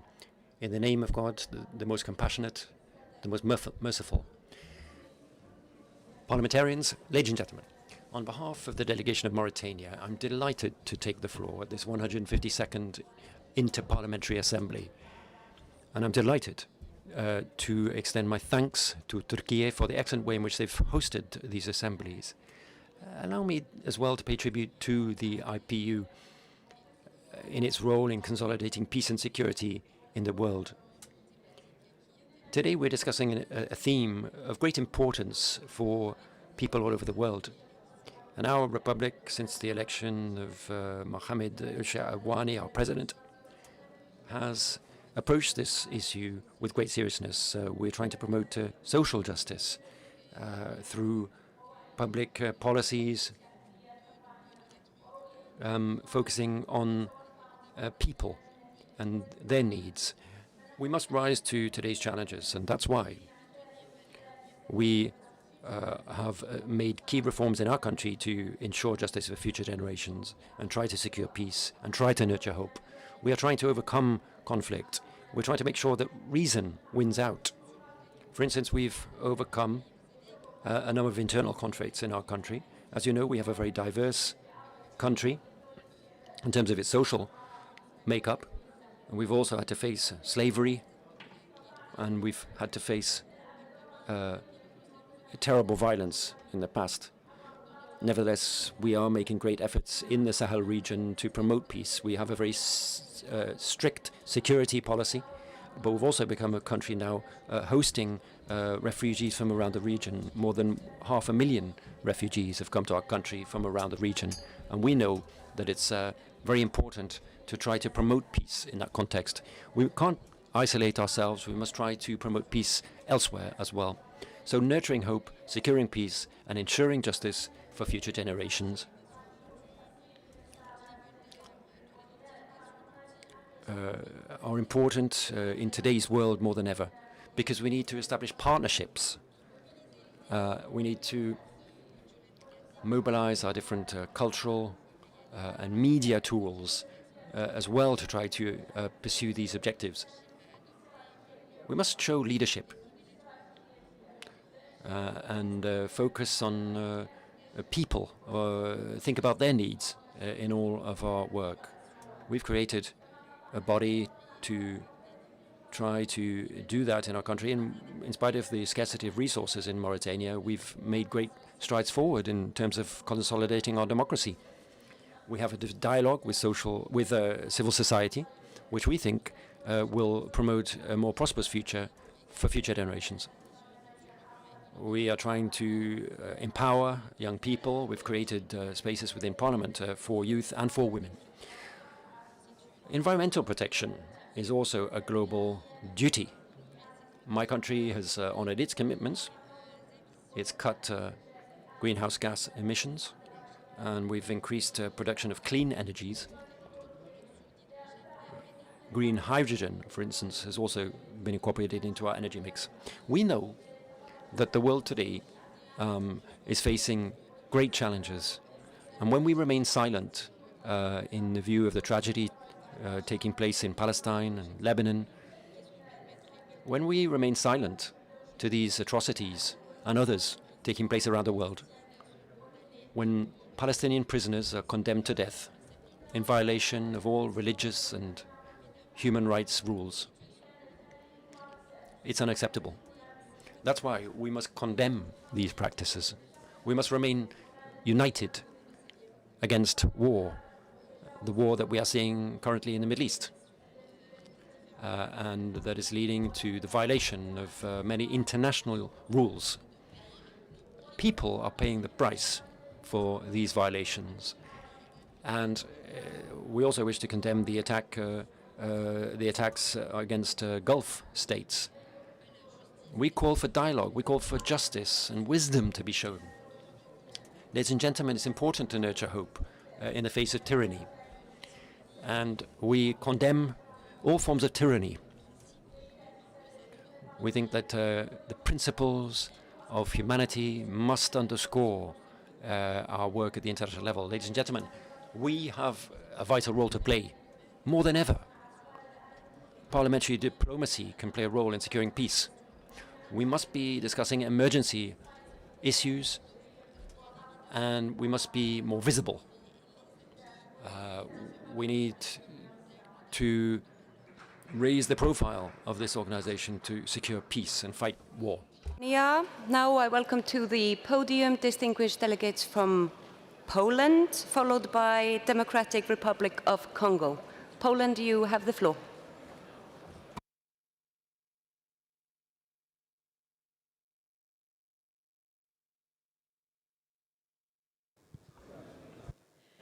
Madam President, Excellencies, dear colleagues, the world is heading in a very dangerous direction. Armed conflicts, cyber attacks, and geo-economic confrontations are making many people feel uncertain of their future. Contemporary conflicts, including the ongoing war in Ukraine following Russia's aggression, illustrate now how wars are never confined in their immediate geography. The global economy is a system of interconnected vessels, and it is often difficult for the individual state to shield itself from the consequences of a conflict in which it is not even directly involved.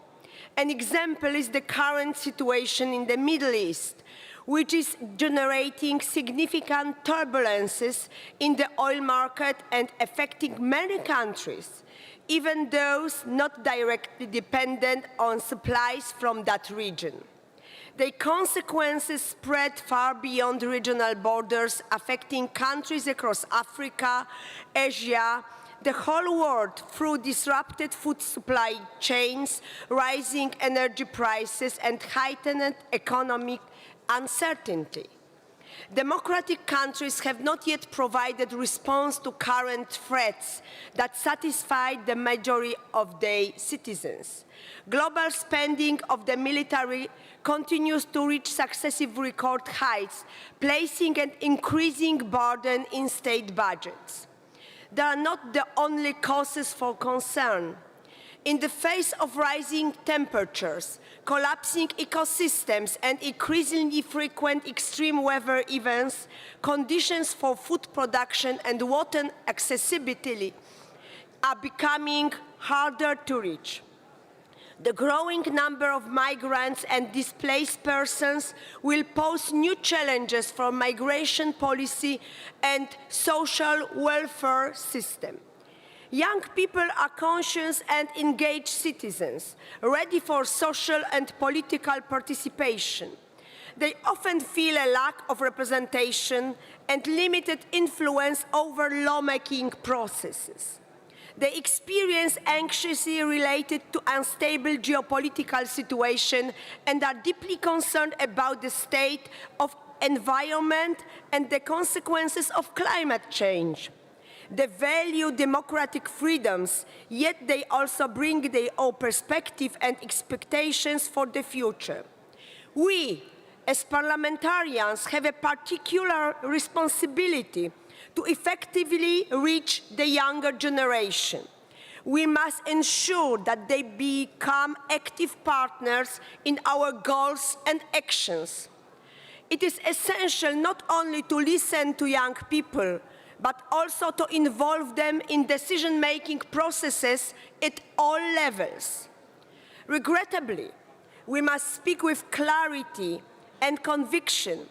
Our efforts are falling short, and the cost of this failure is being borne above by the youngest generations.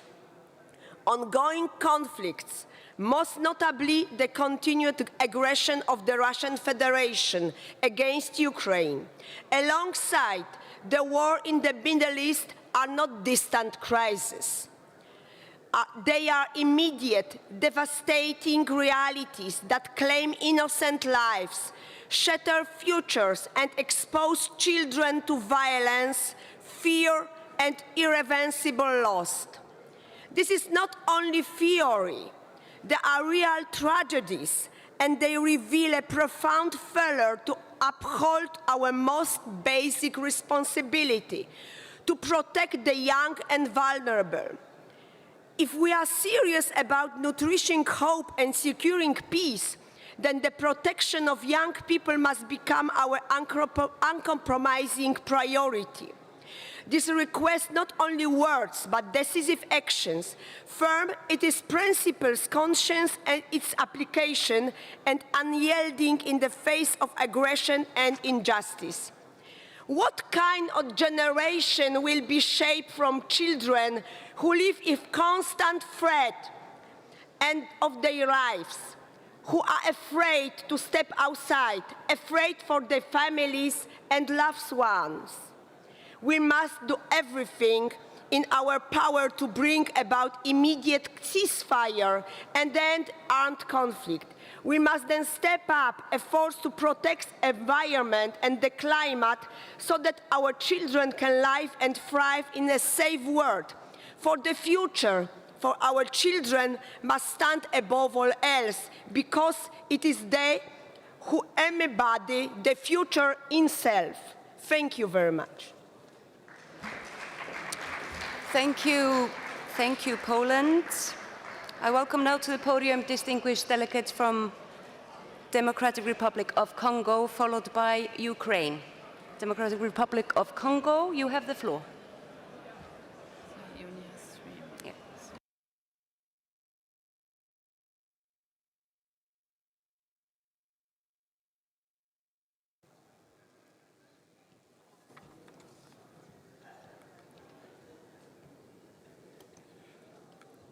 Madam President,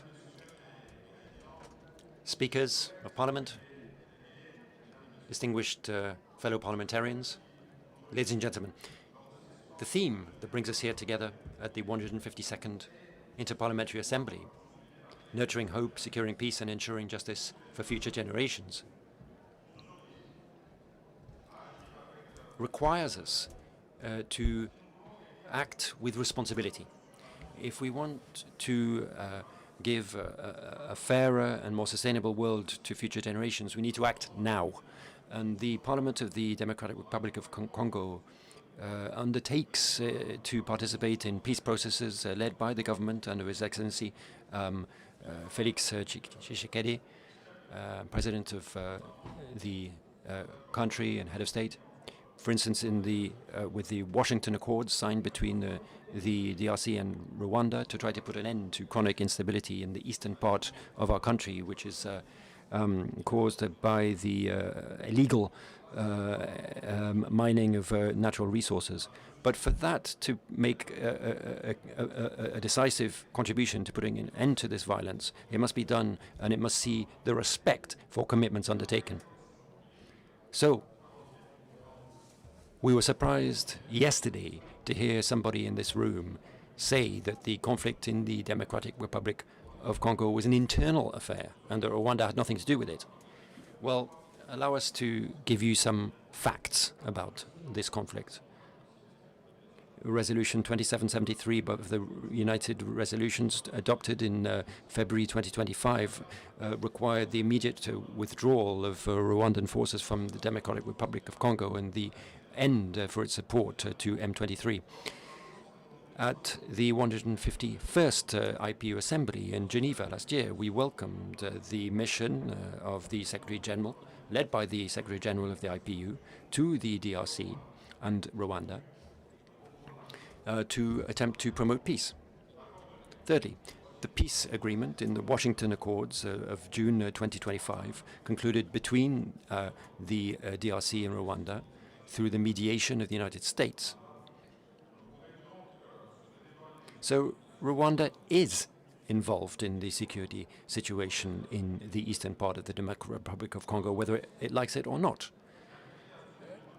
It is involved in the processes and it has also been condemned by a number of bodies. Therefore, we call on them to respect their commitments rather than using the FDLR as a pretext for invading the territorial sovereignty of the Democratic Republic of Congo.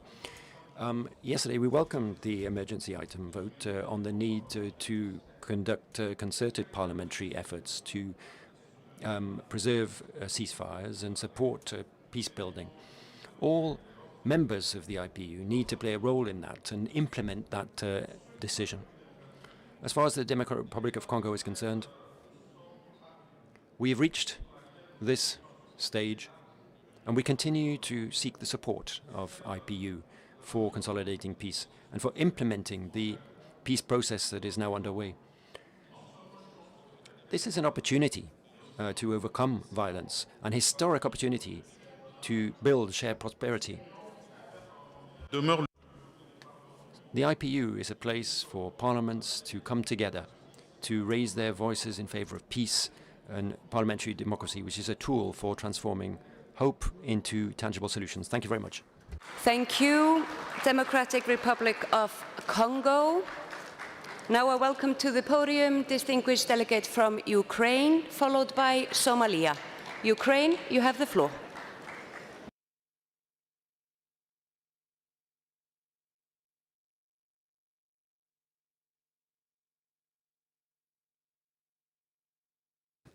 Madam President, dear colleagues, dear guests, excellencies, ladies and gentlemen. First of all, I would like to thank our host, the Republic of Turkey, for the excellent organization of the 122nd Assembly of IPU and for your warm hospitality. Dear colleagues, today, when we speak about hope, peace and justice, for Ukraine, these are not abstract ideas. They are our daily reality, our daily fight. Since 2022, Ukraine has been resisting a full-scale and provoked invasion by the Russian Federation. This war has brought immense suffering and destruction. But it's not only a war against Ukraine. It's a war against principles we all claim to defend: sovereignty, territorial integrity, and international law. And we must be honest, the multilateral system is under serious strain. It's not stopping wars as it should. It's losing trust, because today security is connected. Conflicts don't stay local. If aggression is not stopped, it spreads. We already see how this works in practice. Russia's war against Ukraine has been strengthened by Iranian weapons, including drones used daily to attack our cities, our energy system, and our civilians. And we have also seen how the same technologies are used beyond Ukraine. Attacks against countries in the Gulf region showed something very important. Even those who did nothing to provoke conflict can become targets. This is the reality we face today. Aggressors cooperate, they test limits, and they expand their reach. If we don't stop them in one place, we will face them in another. And yet Ukraine continues to nurture hope. Hope lies in our people who endure missiles attack and blackouts, but don't surrender. It lives in our children who study in shelters and still believe in the future. It lives in our defenders who protect not only Ukraine, but the values we will share. This winter, Russia again targeted our energy system. Millions of people were left without heat, electricity, or water. But Ukraine stood. We adapted, we survived, and we continued to move forward. Ukraine is not only resisting, Ukraine is innovating. We developed modern defense technology to save lives. We built a digital state that works even in wartime. Even under attack, we are building the future. Peace is our goal. Ukraine wants peace more than anyone else. But peace can't mean surrender. It can't be built on occupation or impunity. A just and lasting peace must be based on full respect for Ukrainian sovereignty and territorial integrity. Anything less is not peace. It's only a pause before the next war. And peace without justice is impossible. Every attack on civilians, every destroyed home, every deport children, these are crimes. Without accountability, there will be no lasting peace. As parliamentarians, dear colleagues, we have the responsibility not only to speak, but to act. We must strengthen in unity. We must support those who defend international law. We must ensure that aggression is not rewarded, because the decision we make today will define the future. Ukraine continues to fight for its people, for its freedom, and for a world where international law truly matters. We invite you to stand with us. This is our shared responsibility. Thank you very much.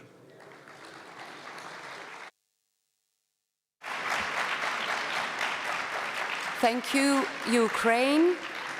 I now welcome to the podium distinguished delegate from Somalia, followed by... Right of reply, please. Okay, what's happening? They asked for right of reply. Who? I'm sorry, who asked to reply? I can't see. Iran. Iran? Noted. For Ukraine. That is speech. noted, sir. That is noted. Thank you. At the end of the session, you can reply. That's noted. Thank you. And I now give the floor to Somalia. الرحيم الحمد لله رب العالمين والصلاة والسلام على أشرف المرسلين سيدنا محمد وعلى آله وصحبه أجمعين أما بعد.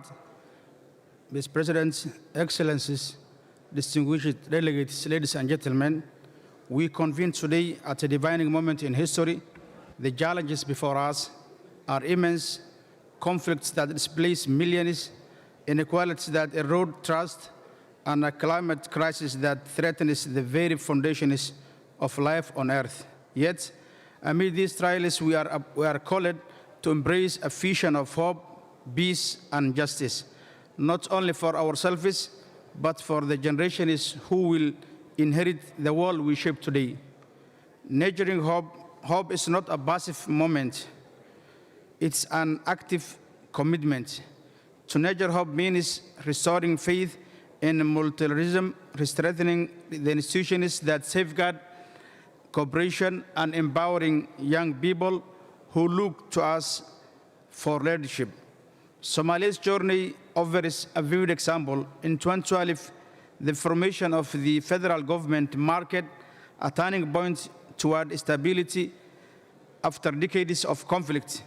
Though the path remains difficult, the very act of federalization rekindled hope among citizens that institutions could be rebuilt and trust restored.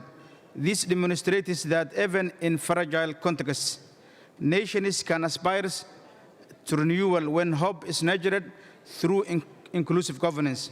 Securing peace is more than the absence of war.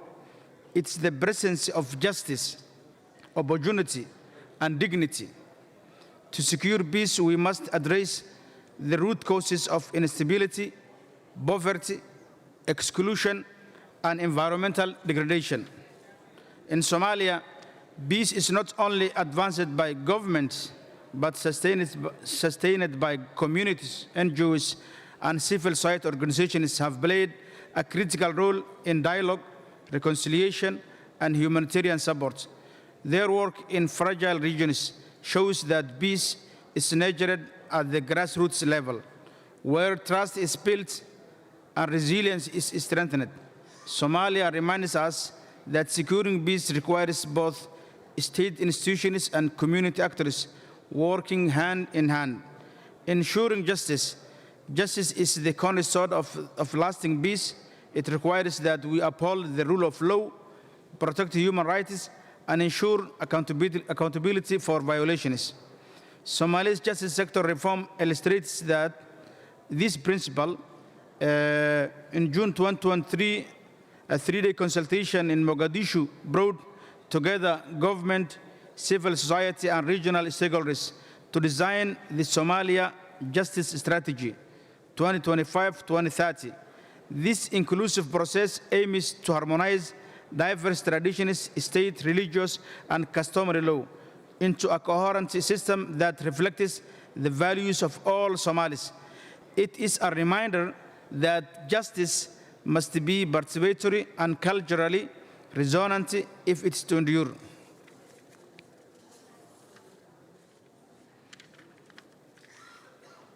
Excellencies, this general debate is not merely an exchange of words.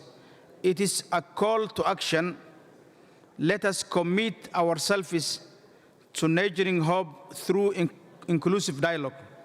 Securing peace, let us commit through preventive diplomacy and ensuring justice through unwavering respect for human rights.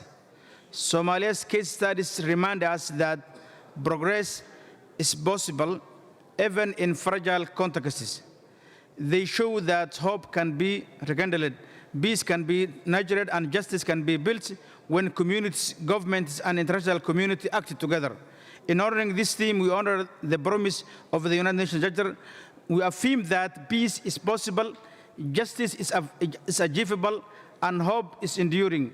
Together, let us build a future worth of generations yet to come. I thank you all.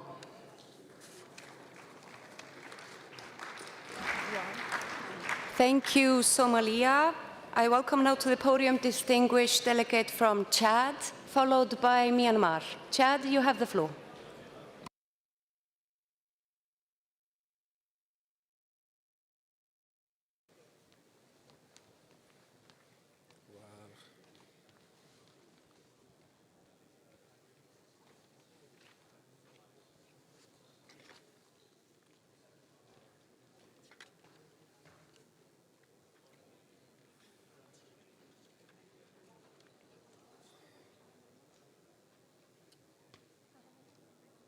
C'est bon? Okay. Madame la Présidente de l'Union internationale. Madam President of the Interparliamentary Union, President of the Grand National Assembly of Türkiye, Secretary General, my dear friend Martin, members of Parliament, parliamentarians, distinguished guests and colleagues. It is with a deep sense of honor that I take the floor today on behalf of the President, of the Speaker of the Assembly of Chad, who has been detained in the country, and it is my honor to be here to represent our Parliament. The Speaker reaffirms his commitment to the principles of the IPU and wishes success to this General Assembly of the IPU. On this occasion, the delegation of Chad, through my voice, would like to express to you, Madam President of the IPU, all of the support in carrying out your tasks. We would also like to express to Numan Kurtulmus, the Speaker of the Grand National Assembly, and to the highest authorities of this country, our thanks for the extremely warm and hospitable welcome that has been extended to us since our arrival in this majestic city of Istanbul, a crossroads between continents and a symbol for diplomacy. The issue we are here to discuss, namely nurturing hope, securing peace, and ensuring justice for future generations, has to be recognized by us as a political imperative, an historic opportunity, and a moral responsibility. Under the leadership of the President of the Republic and our head of state, President Idriss Déby Itno, we have to recognize that these are not empty words. They are the very basis of our commitment, the foundation of a future-oriented project. Cultivating and nurturing hope requires belief in our own nations to transform themselves and look to the future with confidence. And this is a hope which is taking root in Chad as part of a dynamic process which does carry legitimate hope. Youth is supported by a policy which is focused on a structural transformation of our economy through the promotion of employability and the full expression of the potential. In the Parliament of Chad, which is a fundamental pillar of our society, we recognize equality of opportunity, the recognition of rights, and full participation in public life. Ladies and gentlemen, consolidating peace is one of the most formidable challenges of our time. It is something that requires active effort. It is based on trust, dialogue, inclusion, and mutual respect. In an environment marked by ongoing security threats in the Sahel, Chad has shown how it is possible to commit to a transition in the spirit of inclusive and sovereign dialogue. This is a lever to return to democratic consensus-based living. Chad takes from this experience the essential truth that lasting peace is not imposed, rather built with patience, responsibility, and collective commitment. Assuring justice for future generations requires a robust, credible, and firmly committed rule of law which guarantees to future generations a legacy which is sovereign and equitable. Parliamentary colleagues, Chad firmly believes that interparliamentary cooperation, as pursued by the IPU, is also a key lever to respond to current challenges, namely in preventing conflict, post-conflict management, and the consolidation of democracy. So, we welcome the remarkable role played by Martin Chungong, the Secretary General of the IPU, whose commitment and work has improved dialogue between nations, promoted democratic values, and effectively pursued parliamentary initiatives, particularly in Africa. We particularly thank him for strengthening the excellent cooperation between the IPU and the Parliament of Chad, which opens up possibility for the modernization of our own institution. Parliamentarians, ladies and gentlemen, at a time when the world is facing multifaceted and diverse challenges, the collective responsibility falls on all of our shoulders. We need to pursue dialogue and with respect for universal values. Chad would like to reaffirm its commitment, underscoring its own determination to pursue this process of nurturing hope, securing peace, and ensuring justice for future generations. Long live interparliamentary solidarity, long live parliamentary diplomacy, long live dialogue between nations. Thank you very much for your kind attention. Thank you, Chad. Now I welcome to the podium distinguished delegate from Myanmar, followed by UNRWA. Myanmar, you have the floor.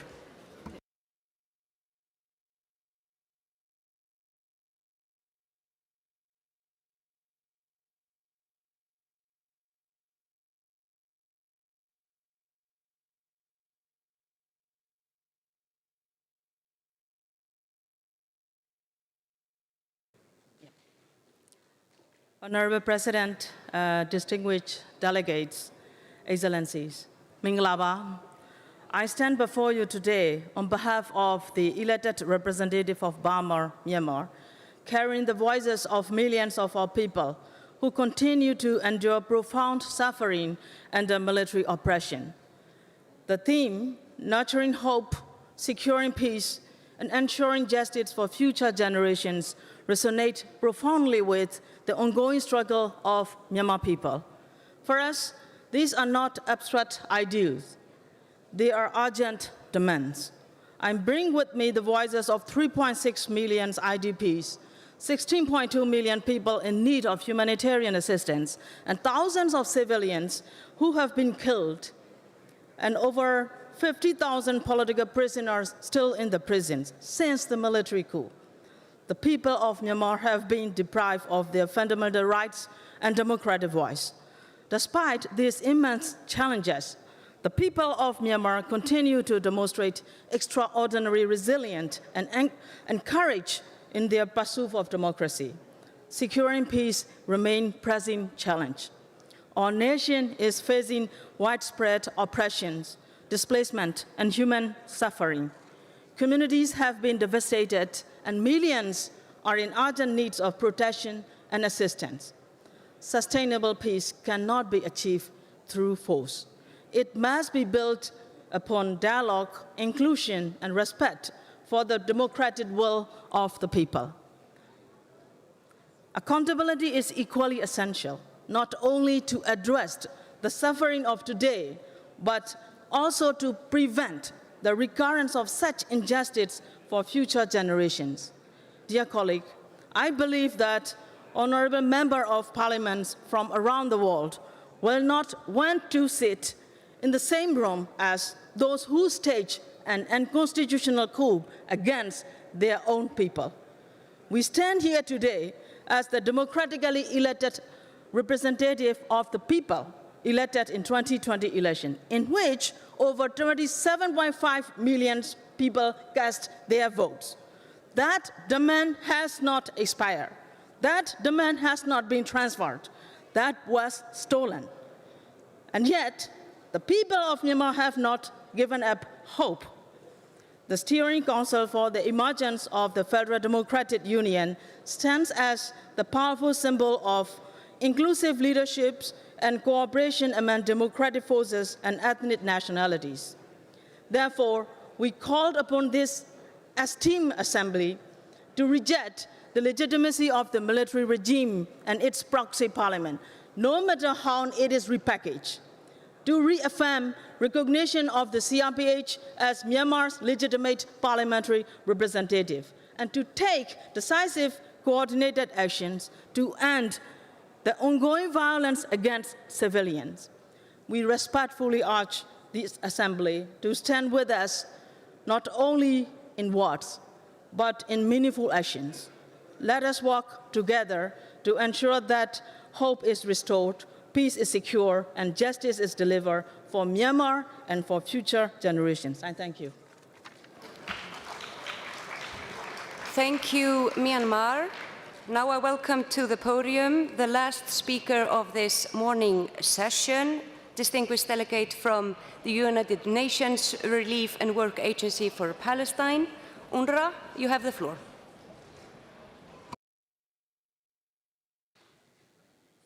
Excellencies, we meet at a moment of profound uncertainty across the Middle East and for the system meant to uphold peace, rights, and human dignity.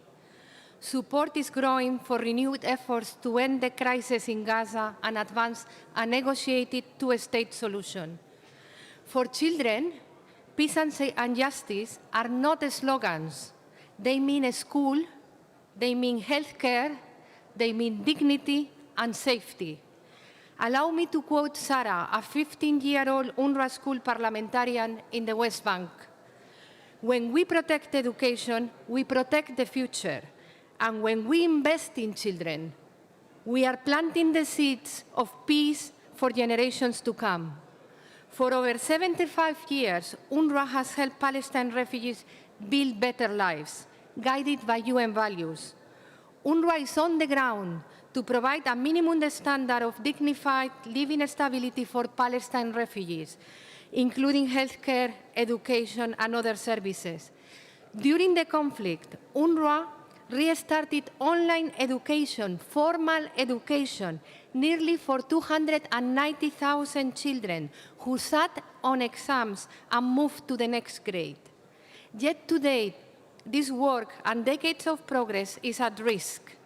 In Gaza, people still go hungry, lives are being lost, and recovery remains out of reach. Beyond Gaza, in the occupied West Bank, where Sarah lives, annexation and violence are accelerating.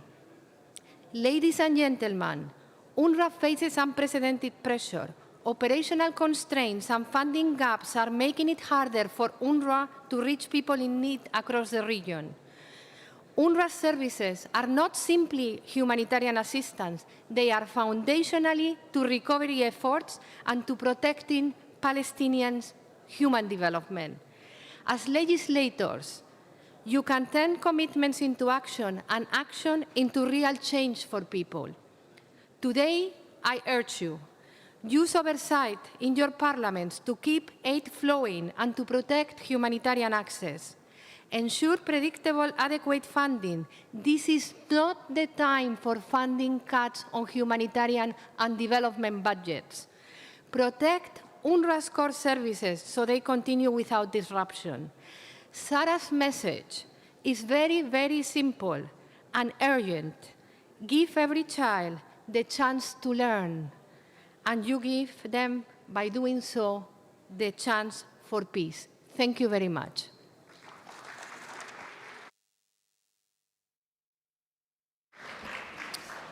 Thank you, UNRWA. The right of reply is from Iran. Iran, welcome. 2 minutes from your seat, please. Thank you, Madam Chairperson. I would like to remind the representative of Ukraine and explain to him that why we attacked the U.S. bases in the region, why we were attacking them, because they started a full-scale war against my country, which was very unfair.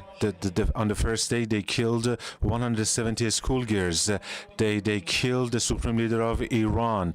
They also killed Dr. Larijani, an official who was Iranian speaker 3 times. For many times, he attended the very IPU. More than 4,000 people have been killed. School students, women and children were killed. We needed to give a response to the invader, and that is what we did. Of course, we know how to do that very well, unlike you. And the bases in some of the neighboring countries, the U.S. bases were there in some of them, and we had to attack them because we were defending our countries, and that is what we did. This is the explanation to you. But Russia is one of the countries that exports weapons to many countries in the world. Russia is not in need of Iranian-made weapons to attack you. And we have given you the explanation. We have also asked you to come to the negotiations. You have shown no evidence. Also, Mr. Zelensky traveled to UAE, and he gave them as a gift a cargo of Ukrainian-made drones. There was a warehouse, and we bombed it, we destroyed it. So it was Ukraine that gave weapons to the countries that attacked us to be used against us. So the drones were made by Ukraine. You know that very well, we know that very well. That is why we destroyed the warehouse. So, as the Holy Quran says, and according to Article 51 of the UN Charter, we had the right to defend, and that is what we did. Thank you.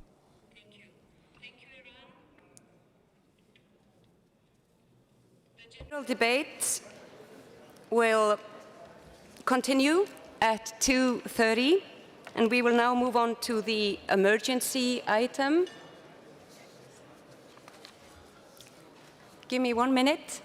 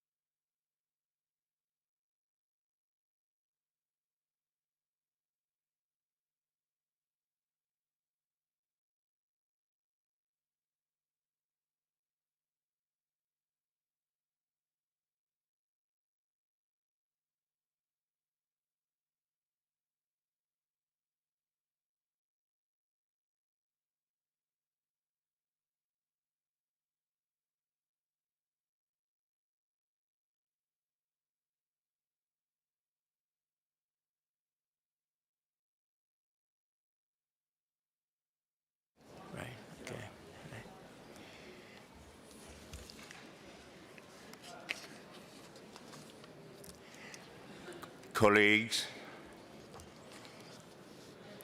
the honourable members of Parliament, I will now call this meeting on the debate on emergency item to order. But before I do, I would like to offer a word of caution. The right to freedom of opinion and expression is a fundamental right that contributes to the observation of all other rights and is and remains a critical foundation of democracy. However, the exercise of this right should not violate any of the rights and freedoms of others, including the right to equality and non-discrimination. Should disturbance threaten to obstruct the business of this meeting, the presiding officer shall close or suspend the sitting for a specific period to restore order. If the presiding officer cannot make herself or himself heard, she or he shall leave the chair, and this shall have the effect of suspending the sitting. In serious cases of disorder or use of expressions that clearly incite to hatred during the meeting, the presiding officer shall suspend the sitting. The presiding officer may, in addition, order the deletion from the record of those parts of a speech that contain defamatory, intolerant, racist, or xenophobic language, or those expressions that clearly incite hatred. Thank you for your attention. In order to enable the highest number of speakers to take the floor within the allocated times, the speaking times are set at 4 minutes per speaker. Please make good use of your sense of time and bear with the chair when I tell you that your speaking time is over. Now all speakers will take the floor from where they're seated, at their seats. Lastly, I will invite the co-authors of the draft resolution to take the floor at the end of the debate so that they may summarize interventions from the floor and react to them. So at this point, I will now declare the debate open, and the floor is given to the delegation of Canada, to Mr. Janis. You have the floor, sir. Thank you, Chair. Canada supported this proposal, which deplores the trauma and tragedy of war and seeks peace and justice for all. The intent of the draft was to establish a general approach, but I do want to draw attention to a specific situation mentioned in the explanatory memorandum, which I think needs more attention. That in Sudan, one of a number of conflicts in Africa. I'm sure we all agree that peace is about people. And in Sudan, we have been inspired by the heroic efforts of the Sudanese people seeking constitutional parliamentary government. These protesters were like many peoples in other countries now and throughout history, peacefully asserting their human rights in the face of governments that kill unarmed protesters and other innocents. Such violence undermines the moral force that governments require to maintain their legitimacy. The international community was both inspired and hopeful for Sudan at that time. Sadly, the gains of Sudan's revolution were lost, and Sudan is now in the midst of an ongoing brutal civil war, resulting in, by very conservative estimates, well over 50,000 direct deaths. The war in Sudan is causing a massive humanitarian crisis, magnifying already large needs on the continent. Arising from conflict, nations throughout Africa receive and assist tens of millions of refugees from various conflicts. These refugees bring with them the profound potential that lives in every human being, but also significant needs. Addressing and ending the conflict in Sudan and conflicts throughout Africa and the world will require a principled and heroic response from the international community that matches the needs of the situation and the heroism that the people have already demonstrated in seeking a better future for themselves and their children. While I know this resolution is general in its content, we do think Sudan's crisis is one to take note of and perhaps for the IPU to develop further mechanisms to address.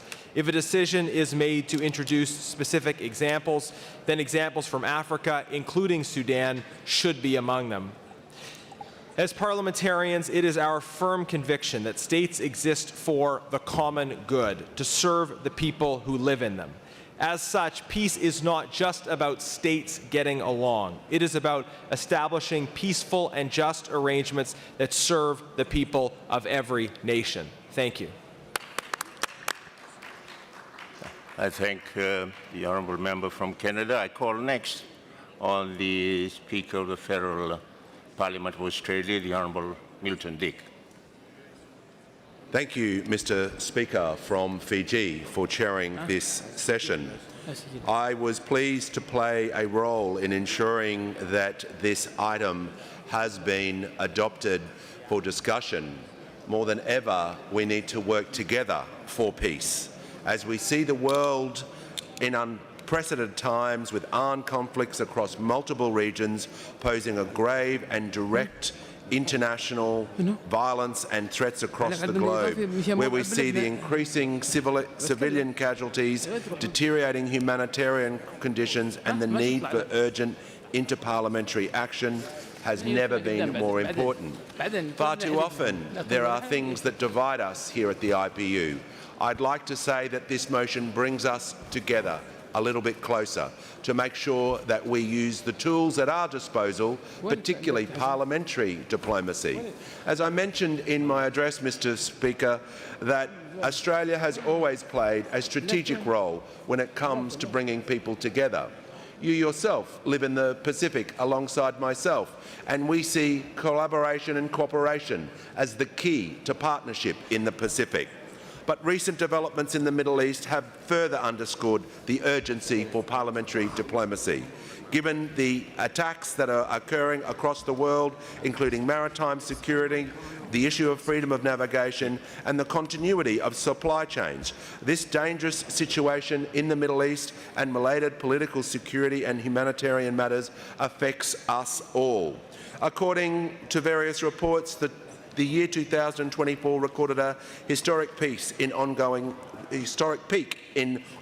conflicts worldwide. More than ever, we must remember the people involved with conflicts. We must remember the innocent lives that have been lost, where we see lives lost by the illegal invasion by Russia into Ukraine, Iran's attacks on its neighbours, where we are seeing innocent lives lost. I bring to the attention two people who have fled the regime from Iran and called Australia home.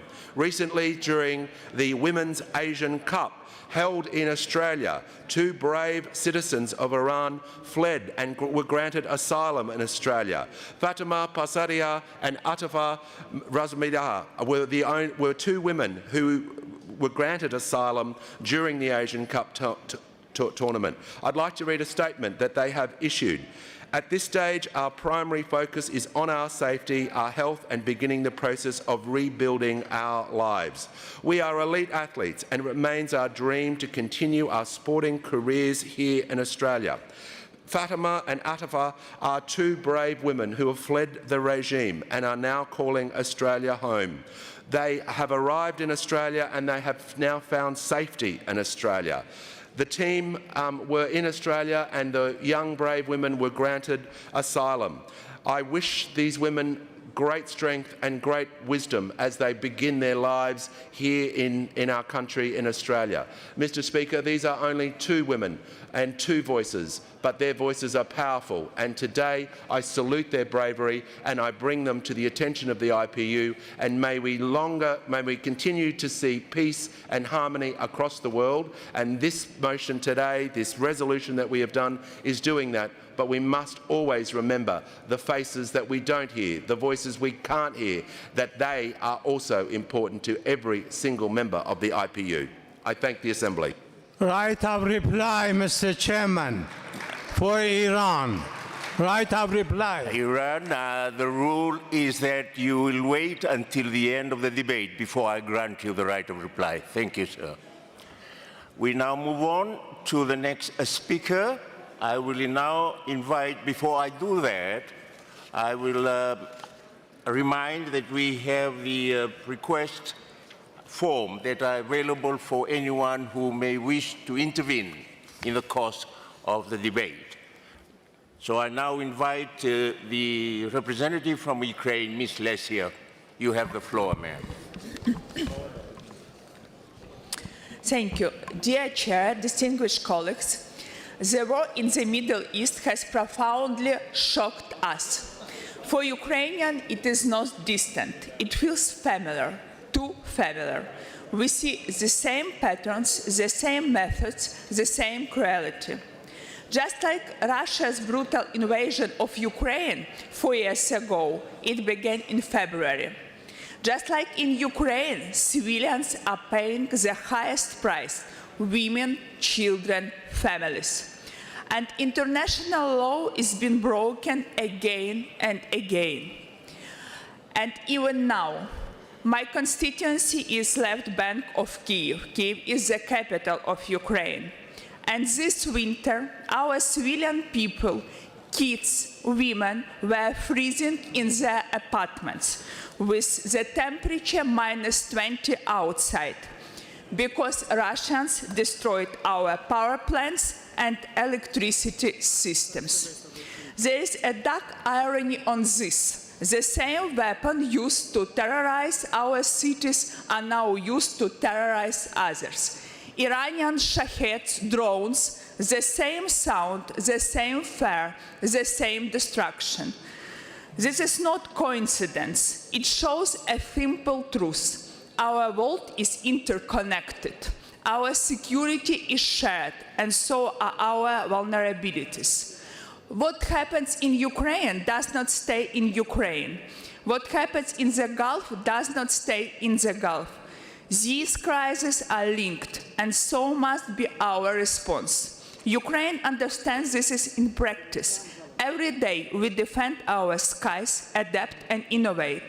Today we stand ready to support our partners in Saudi Arabia, Qatar, Bahrain, Jordan, Syria, Turkey, strengthening air defense, sharing real battlefield experience and advancing solutions such as drone interceptors.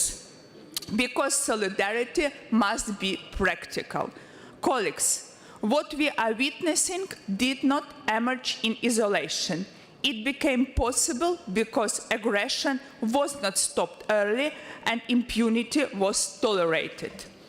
This is why we need an emergency item that reflects the full reality, addressing aggression in the Gulf and recalling where it began. In 2014 with Crimea, and in 2022 with the full-scale invasion of Ukraine. We will support all efforts that condemn unprovoked aggression, protect civilians, and uphold international law. We must also protect critical infrastructure, energy, heating, water as a pillar of stability. This is a backbone of society. They keep people alive and states stable. When they are targeted, it is an attack of dignity and democracy. As we meet here, just to the north in Ukraine, Russia has carried out one of its deadliest attacks this year. At least 17 people were killed and more than 100 injured. This is the reality we live in. While we speak of peace, our people are under the attack. This is how Russia marks our assembly in Istanbul with the blood of civilians. Colleagues, justice, security, and peace are one. If we fail to act together, we will face this crisis again.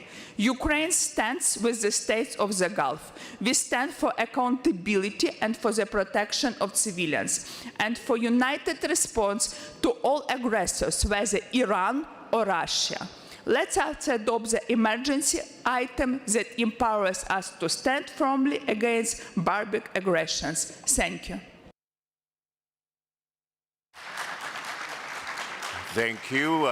Our next speaker is the Honourable Mr. Govender from South Africa.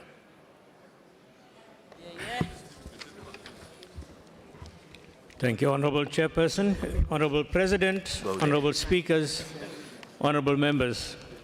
The global community has in recent months faced intensified threats to global peace and security, including imminent threats to the effective functioning of global economic systems. These threats to global peace have exposed old and underlying levels of polarization, instability, and unresolved tensions. Therefore, the decision of this Assembly to adopt an emergency item to preserve ceasefires and support peace building in the Middle East and other regions signals that parliaments from across regions and political traditions agree that the situation in the Middle East and the wider pattern of escalating conflicts globally demands immediate attention and a clear response. Our vote on this item affirms South Africa's long-standing and consistent position that international humanitarian law must be respected, that humanitarian access must be unhindered. Furthermore, dialogue and multilateral engagement remains the most effective tools to resolving conflict. Our support for this resolution is also informed by our own historical experience. We know that sustainable peace cannot be imposed through force. It must be built through inclusive political processes, mutual recognition, and a commitment to justice and human dignity. By endorsing this resolution, we are sending a unified message that civilization should not be used as collateral to make political statements. We are jointly asserting that ceasefires are not gestures, but serve as necessary instruments to restore calm. We are therefore asserting that peace building must take precedence over military escalation. This message is directed at governments, parties in conflict, and international institutions. Parliaments expect de-escalation, unhindered humanitarian access, accountability, and a genuine recommitment to political solutions grounded in international law. This emergency item also makes it clear that parliaments will not accept a world where prolonged conflict becomes the norm or where humanitarian catastrophe is met with indifference. In supporting this resolution, parliaments affirm that we are not observers of global crisis. We are custodians of global peace and stability, which should be actively advanced through multilateralism and parliamentary diplomacy. Let us therefore remain committed to preventing further loss of lives by advocating for a just and lasting peace. I thank you, Honourable President.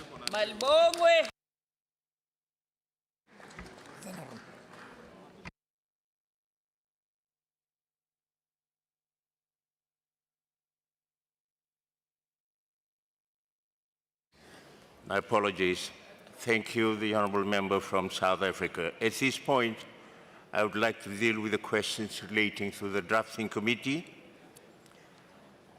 Let me remind you that the Standing Committee Rule 16 stipulates that the composition of the drafting committee shall take into account equitable geographical distribution and political and gender balance, and that the number of its members shall not or shall normally not exceed 11. The members of the drafting committee from all the geopolitical groups have been received, so the drafting committee's composition is complete. I remind the members of the drafting committee, you are requested that you will meet today from 2:30 p.m. to 6:30 p.m. in room MR25A plus B on the floor M2.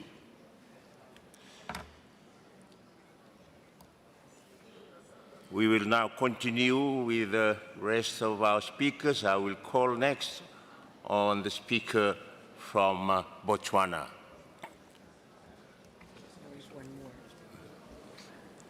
Thank you very much, Mr. President from Fiji. Dear colleagues, ladies and gentlemen, today I rise to address a matter of profound urgency, the preservation of ceasefires and the advancement of peace-building efforts in Africa, Middle East, Europe, and other regions plagued by conflict. Colleagues, ceasefires are not merely pauses in violence. They are fragile lifelines. They represent the first step towards reconciliation, the first breath of hope for communities torn apart by war.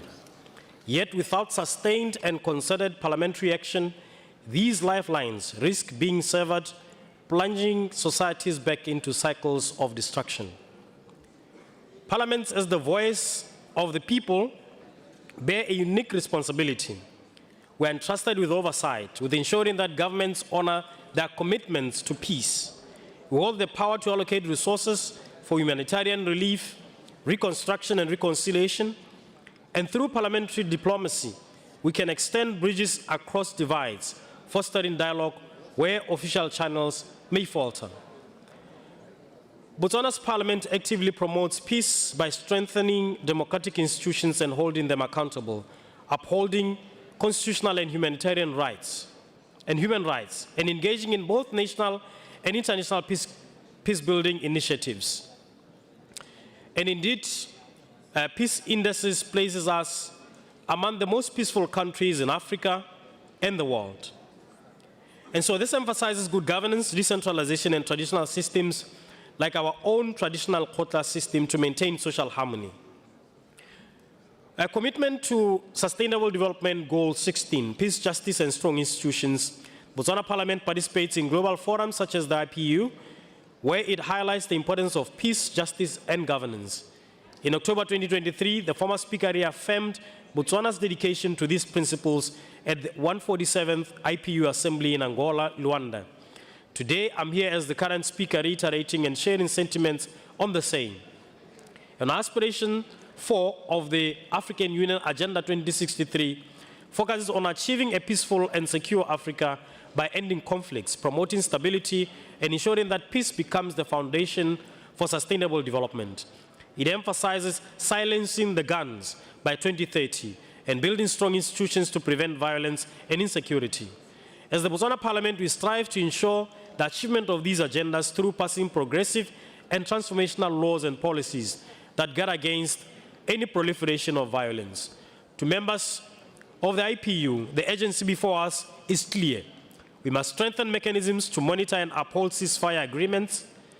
We must advocate for inclusive peace processes that give women voice to women, youth, and marginalized communities. We must encourage regional cooperation, recognizing that peace in one nation is inseparable from stability in its neighbors. We must work in solidarity with international parliamentary networks to amplify calls for peace and hold accountable those who undermine it. Peace is not built in a day, nor is it sustained by words alone. It requires vigilance, commitment, and the courage to act even when the path is difficult. If Parliament fails to rise to this challenge, we risk allowing fragile ceasefires to collapse, condemning generations to renewed suffering. Lastly, let us therefore commit ourselves to this noble task. Let us ensure that our parliamentary voices are not silent, but resound with clarity and conviction in defense of peace. For in preserving ceasefires, we preserve lives, and in building peace, we build the future. Thank you very much, Mr. President. I thank the speaker from Botswana. At this point, given the constraints of time, the list of speakers is closed.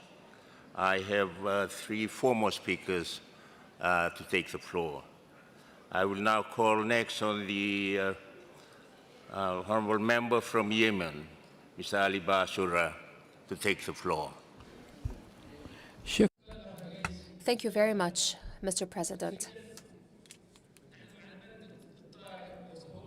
We voted in favor of this emergency item.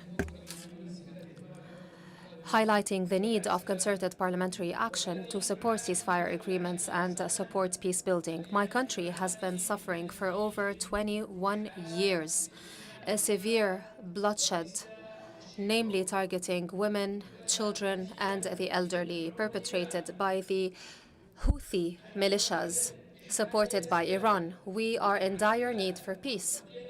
We are for peace. We have extended our hand for peace. But this continuing bloodshed hasn't stopped. This terrorist group is still jeopardizing the stability and safety of our region by closing the Bab el-Mandeb Strait and by launching missiles here and there every now and then. They have even torn apart and destroyed our infrastructure. They have destroyed the Sana'a airport. We are in most dire need for peace, Mr. President. The attacks have even targeted humanitarian workers. Most of them have been imprisoned. Many children are recruited to fight in these wars. Graves are still being dug day after day. Entire neighborhoods have turned into graveyards, especially in the regions controlled by the Houthi militias supported by Iran. We have extended our hand for peace. The international community must consider this group as a terrorist group. The IPU must classify them as a terrorist group. You must help us, the people of Yemen, by supporting our fuel and gas, and by encouraging your exploration companies in the fields of oil and gas to come back to Yemen, to invest in Yemen, to revitalize our economy. We also need your countries to build partnerships with us. We have ports. We have the Adan port, which is a very prominent maritime facility in the region. We have said time and again, we are all for peace. We want to stop the bloodshed. We are active members of the IPU. Therefore, we expect the IPU to stand alongside us to stop the suffering. Thank you.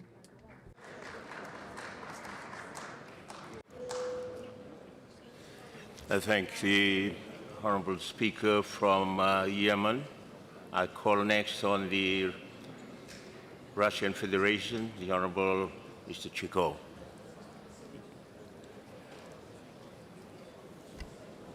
Thank you, Chair. Yesterday, my delegation abstained on the vote on this particular emergency resolution, as well as on the other one. Not because we have problems with the original text, except for a number of minor ones, but we suspected that the discussion on this issue, the agenda, might actually turn out to be highly politicized, and the focus of the discussion would shift from the issues of Middle East, which is the essence of this resolution, to other places. Unfortunately, our expectations have proven to be correct. I feel the need to clarify a few points raised by the Ukrainian delegation. First of all, about the Shahid drones, I believe the Iranian colleagues are well placed to clarify that particular one. Russia does not employ Iranian drones or other armaments. Russia has enough in quality and quantity of its own. It is Ukraine that is trying to solicit drones from at least 19 other countries, particularly European ones, thereby escalating the situation in and around the conflict. As far as minus 20 degrees. That might sound shocking to a number of countries represented here. But if you compare minus 20 in Ukraine to plus 40 in Gaza and Lebanon, I think the comparison would not be in favor of Ukraine. The attacks on civilian infrastructure and civilian energy objects are not, I would say, an issue that Ukraine is positioned to put forward. Actually, adjacent Russian regions, adjacent to Ukraine, suffer from the same temperatures and suffer from waves of Ukrainian drones. Some of them actually flying over countries that are so keen to support the Kiev regime, which of course create questions of their complicity with the war crimes of the Ukrainian leadership. So let us not allow the discussion to shift away from the Middle East, which is the topic of this emergency resolution, and expand to other places. Thank you. I thank the speaker from the Russian Federation. I now will invite the speaker from Qatar, the co-sponsor of this draft resolution.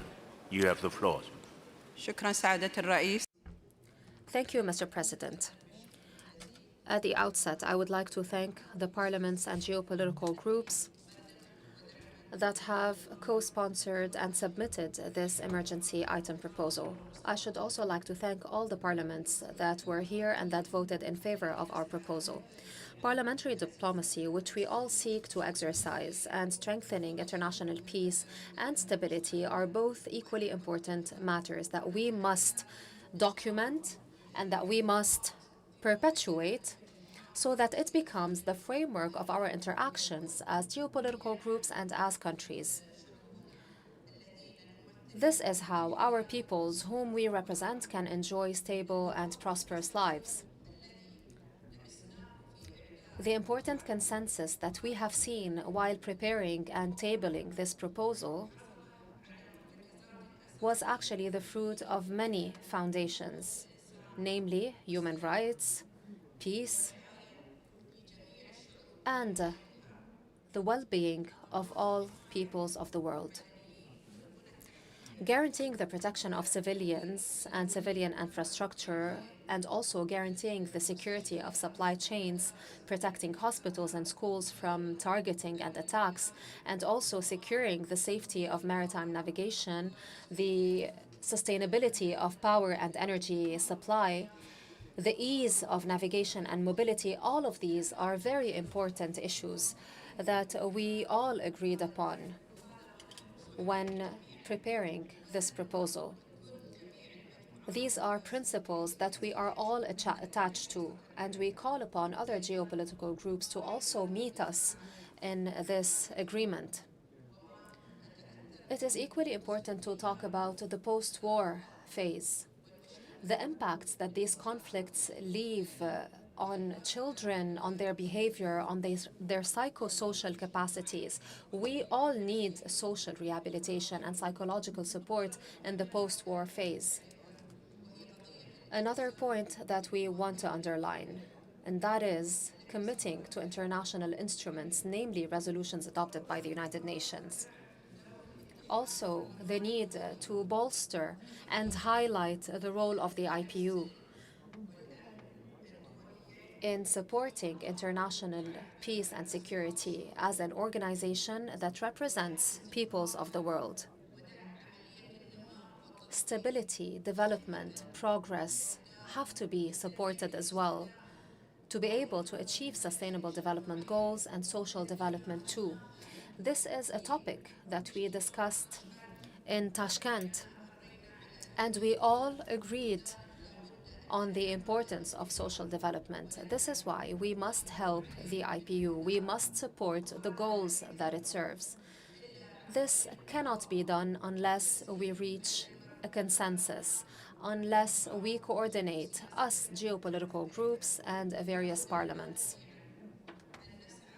We must all endeavor to achieve these goals of the IPU, to be able to achieve peace and security worldwide, but also to be able to serve and represent the interests of the people we represent. Thank you, Mr. President.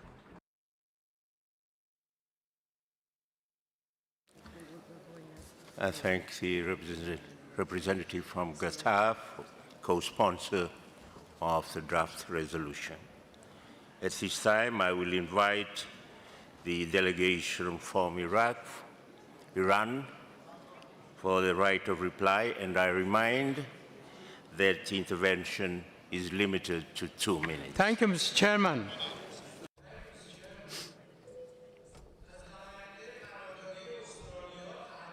I'm very surprised to see the state of Australia. I hope that it would be one day Australia would be independent. And the speaker should know that 2,000 years ago, there was an Iranian woman who was appointed as a minister in the administration. And I would like to advise him at the same time to recognize the rights of the original inhabitants of Australia, that you massacred them a long time ago. You abducted the Iranian athletes in Australia.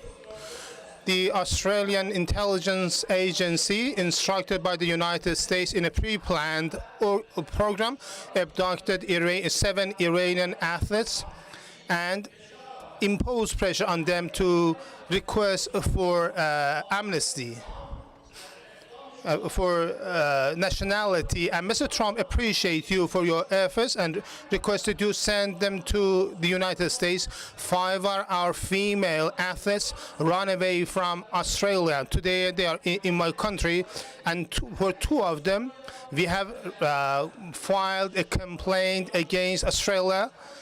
So Iranian athletes, by the flag of the Islamic Republic of Iran, participate in different fields and they gain different medals just in honor of Iran. The madam from Ukraine delegation, my question to you, have you made any obligations and commitments to the United States not to mention their aggression against my country? In my Islamic culture, we call such person hypocritic person. So in the draft resolution, I would like to advise you, if you accept, let's mention 168 innocent Iranian school kids who were martyred by the U.S. bombs attacks. Let's remember their parents. Let's remember the Iranian nation mourning for these innocent children. Let's mention these innocent kids in the emergency item, the resolution, even if you fail in condemning the aggressors. Thank you, Mr. Chairman. I thank the Honourable Speaker from Iran. Honourable members, that concludes the debate on the special item, and I just wish to remind before I adjourn this meeting that the special segment on the IPU Committee on the Human Rights of Parliamentarians will meet at 12:30 to 1300 hours. Thank you. I thank everyone for their participation, and this sitting is now adjourned. Thank you. You did this bit. I was distracted by this gentleman here.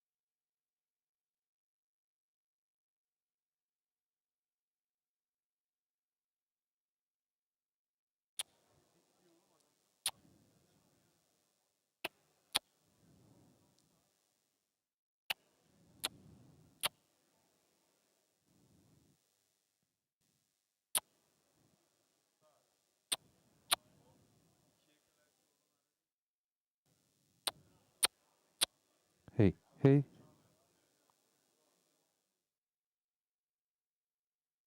Hey, hey.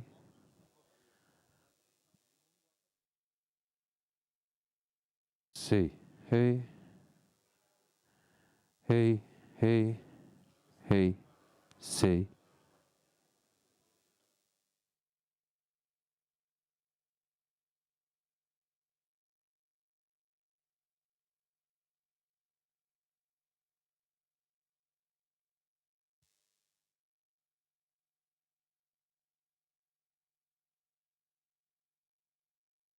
Hey, hey, hey, hey.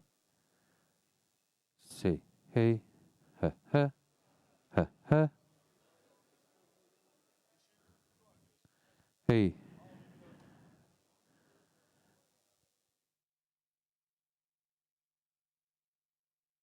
Dışarı kapalı normalde. Hey, hey. Ha? Sana geliyor, evet. Gelmesi normal. Dışarıya kapalı. Bak şimdi. Say, hey.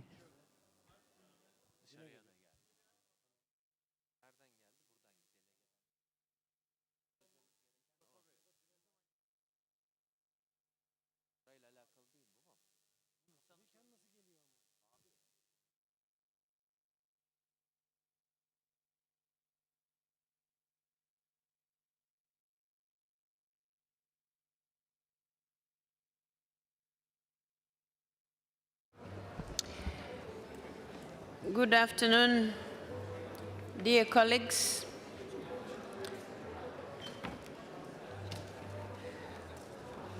We are now about to begin our special segment, of which we are celebrating 50 years of the Committee on the Human Rights of Parliamentarians. So I would like to take this opportunity to welcome all of you to this very special moment. Dear colleagues, it is my great pleasure to welcome you to this special segment, marking the 50th anniversary of the IPU Committee on the Human Rights of Parliamentarians. Over the past 5 decades, the committee has played a truly unique and vital role in the international system, standing firmly in defense of members of parliament whose rights have been threatened, violated, or denied.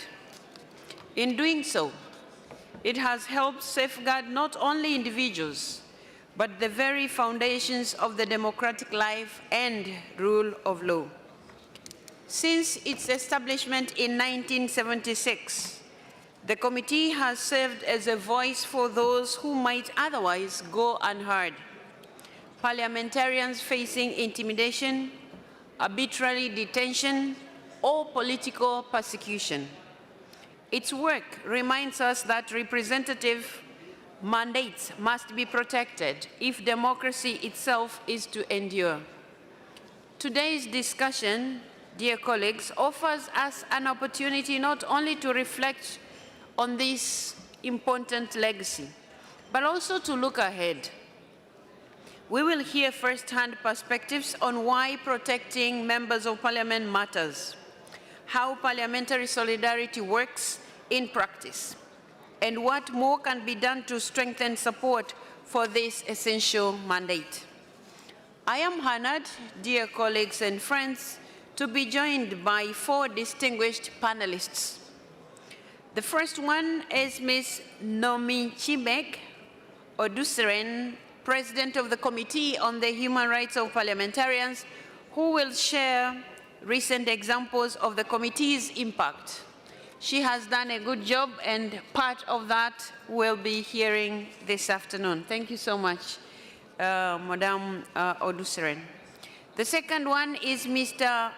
Michel Khedji Onanga Ndiaye, who is the Speaker of the National Assembly of Gabon, who will offer a testimony on the impact of the committee's work and explain how dialogue and cooperation can lead to positive outcomes in individual cases.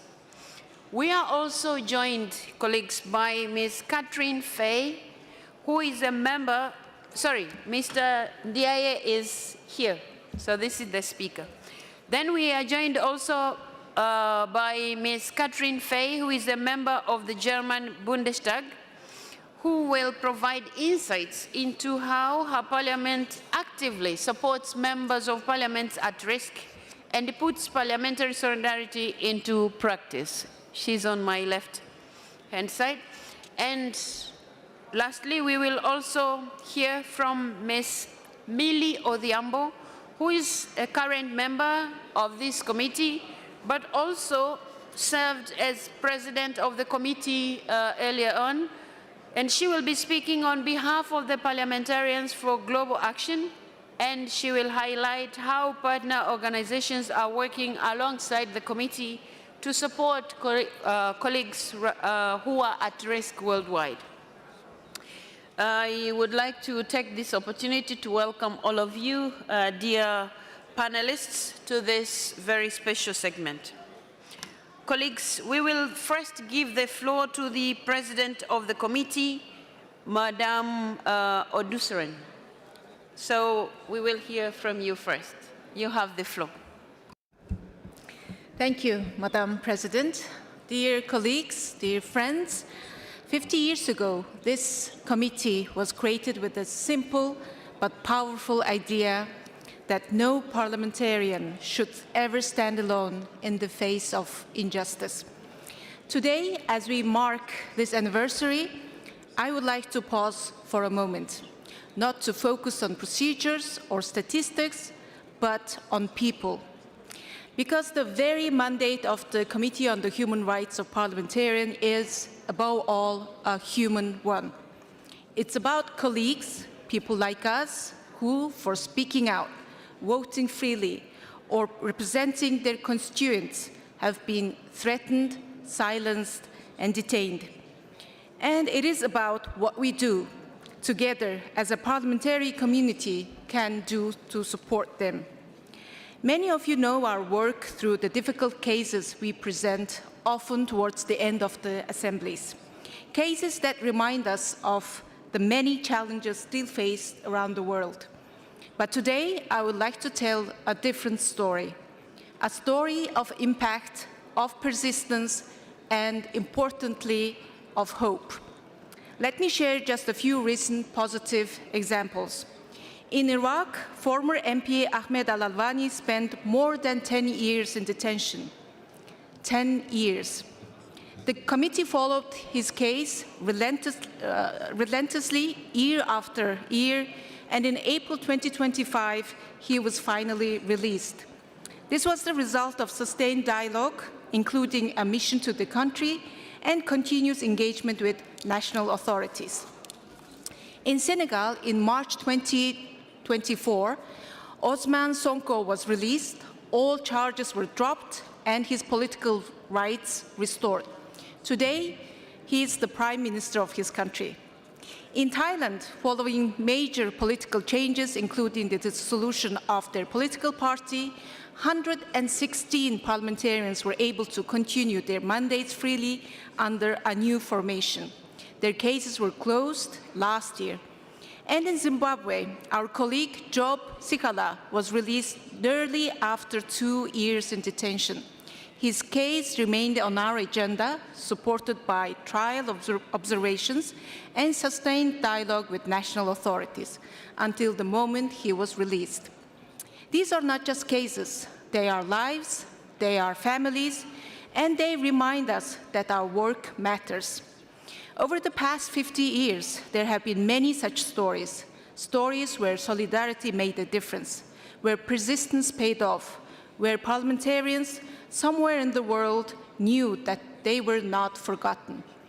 To bring some of those stories to life and to reflect 5 decades of commitment through 5 powerful stories, I'm pleased to invite you to now watch a short video.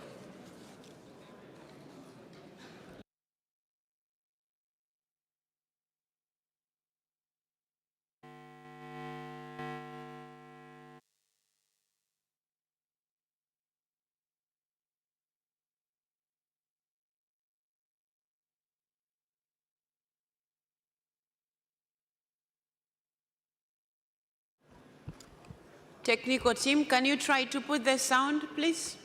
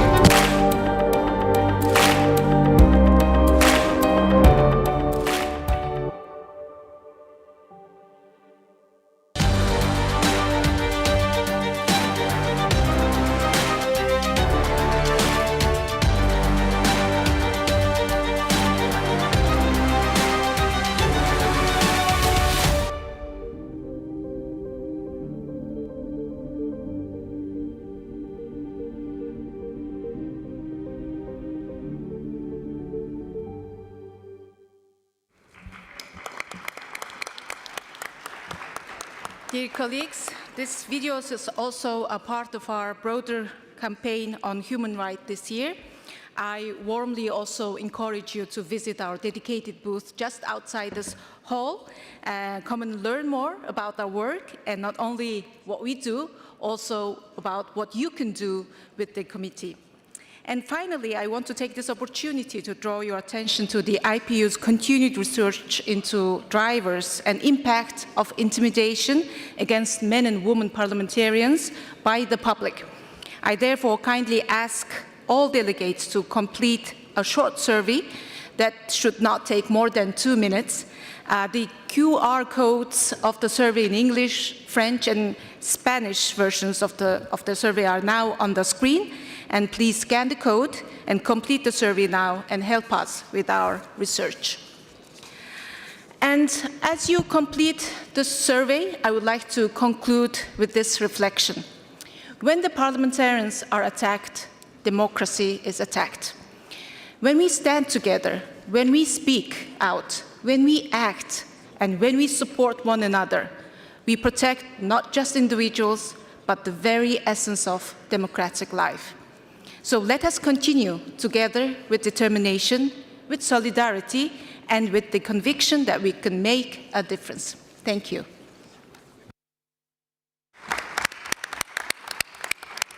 Thank you so much for your insightful and these inspiring remarks. Colleagues, it is now my pleasure to welcome or to give the floor to the Speaker of the National Assembly of Gabon to take the floor. Mr. Speaker, you have the floor.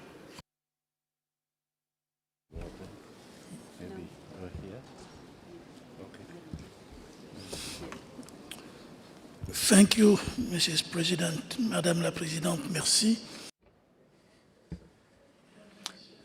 Thank you, Madam President. Ladies and gentlemen, my dear parliamentary colleagues, as I begin speaking to you today, the first thing I would like to do is to extend my thanks to the Committee on the Human Rights of Parliamentarians and its outstanding work over the last 50 years. And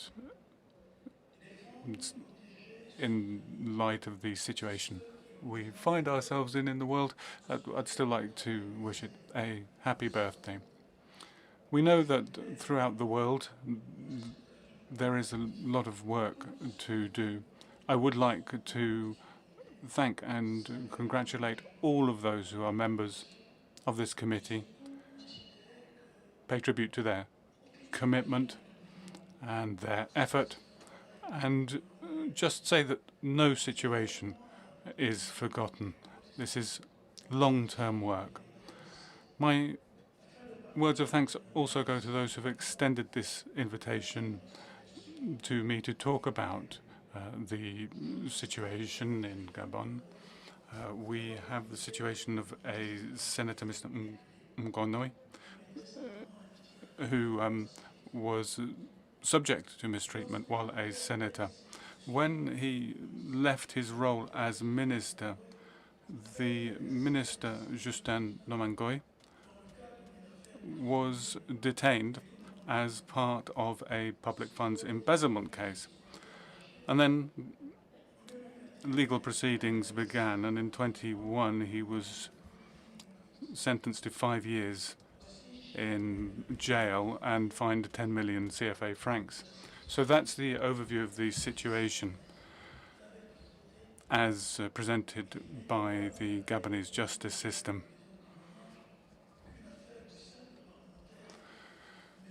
So this is not just a case of a parliamentarian's human rights, it's a case of a human's human rights, his family, and also a more fundamental question of the respect for democracy. What was the National Assembly's response to this situation? The members of parliament began investigations to look into the case of Justin Ngonoi and requested transparent judicial proceedings without giving up hope. They carried out visits to the jail where he was held. That was made more difficult by COVID-19. After the liberation coup of 2023, the National Assembly of Transition began in September 2023. Further investigations into that file. After the Rwanda IPU Assembly and the 151st in Geneva in 2025, there was cooperation by the Gabonese authorities with the Secretariat of the IPU and followed the recommendations of the Secretary General as he visited the country over this period.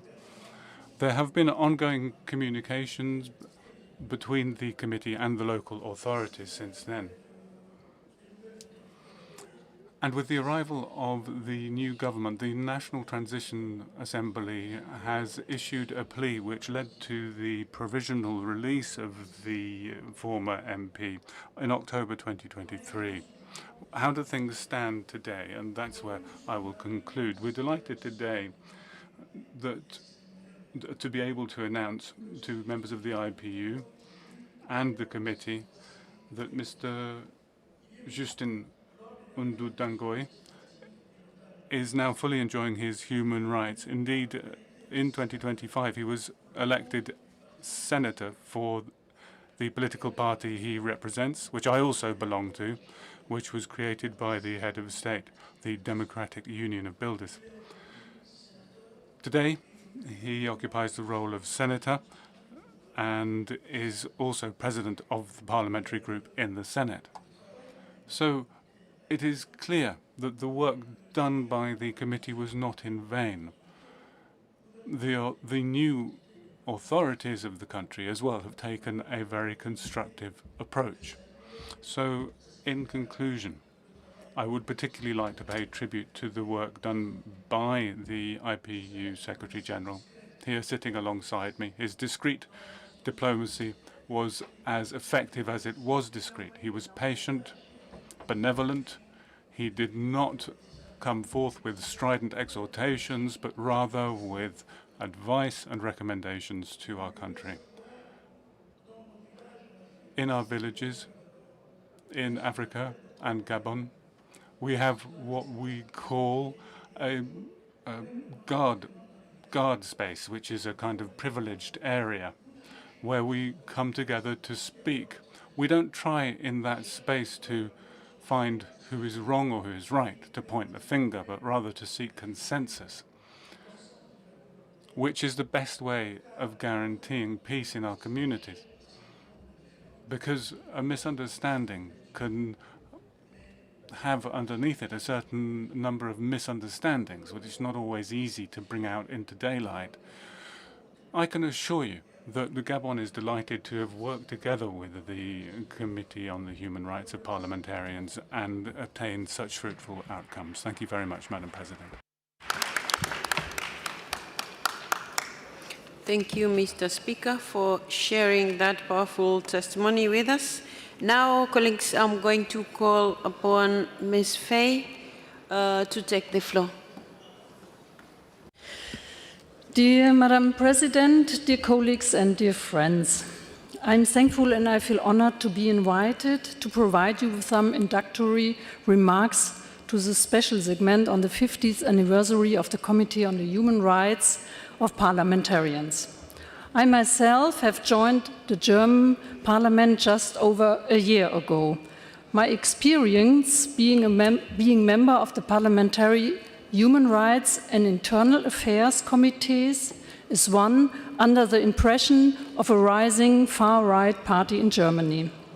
Human rights are under threat globally, with wars going on in basically all continents, but also in democratic societies. Human rights are under pressure.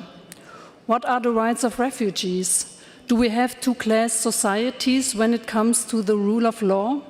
What are the implications for human rights violations at home? We need a strong commitment to human rights and their meticulous implementation into national and regional policy making.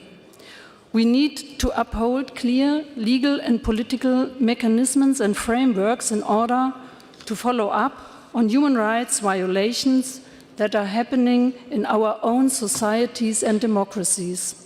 Only if we commit to human rights at home, we are able to promote, demand and implement human rights internationally too. The Bundestag program, Parliamentarians Protect Parliamentarians, PSP, is a human rights initiative that has existed since 2003, in which German members of parliament assume sponsorships for threatened parliamentarians and human rights defenders worldwide. It serves to protect political support and raise the international visibility of endangered individuals.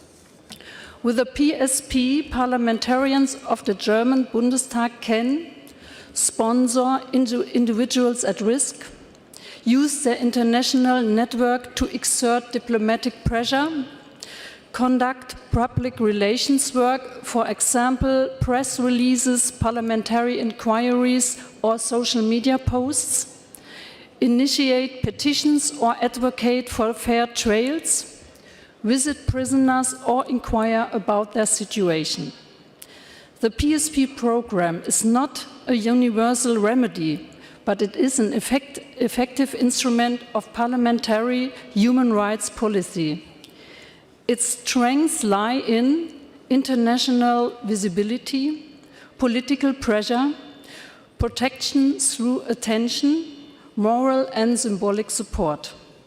My plea in this segment's panel format is to create similar programs for all parliamentarians globally if they don't exist yet.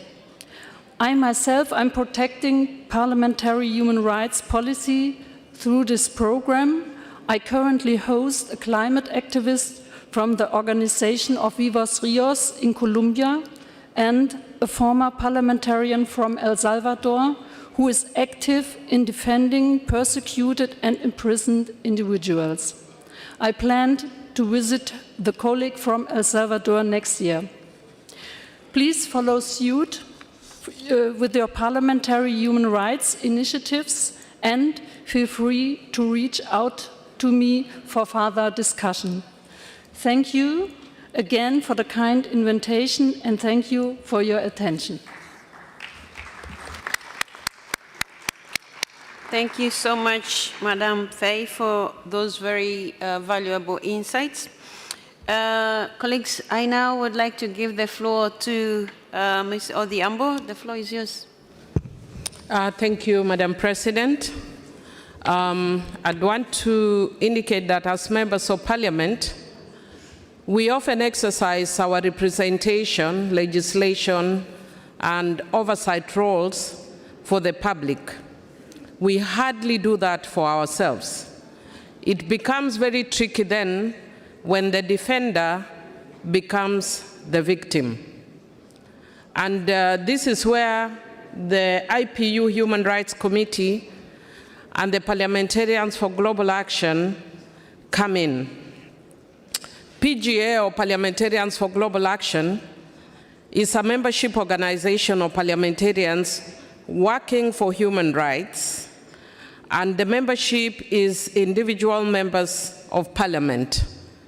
Where IPU, the membership of IPU is parliament, PGA membership is individual members.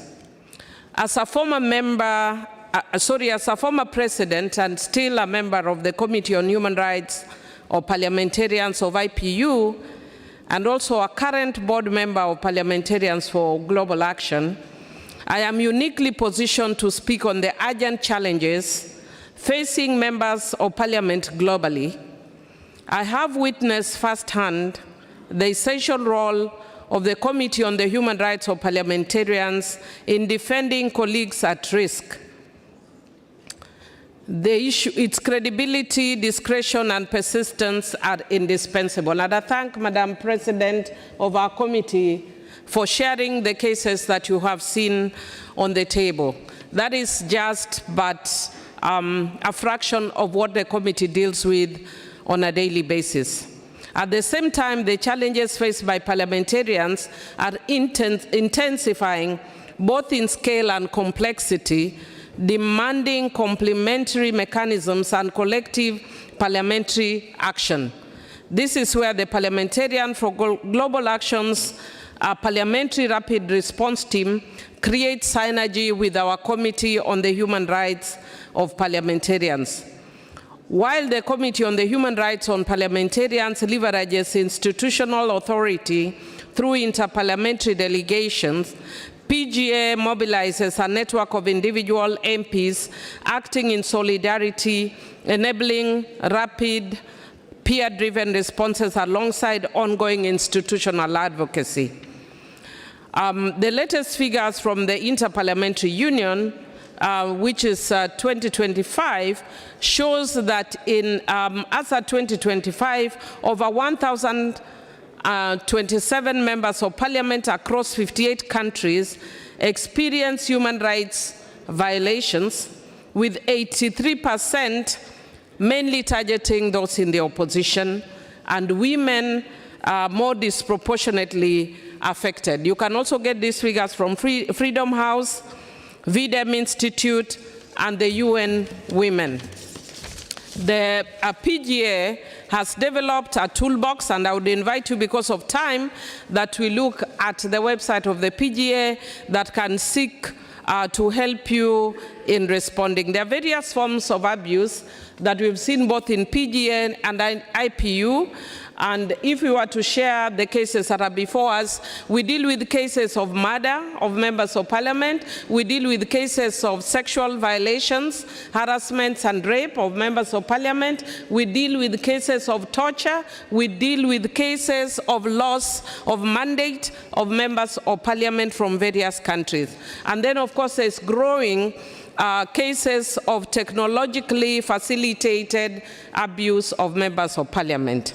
The synergy between PGA and IPU helps us in dealing with those cases. A case in point is a case of Bangladesh, where we have complementarity in dealing with a case of members of parliament.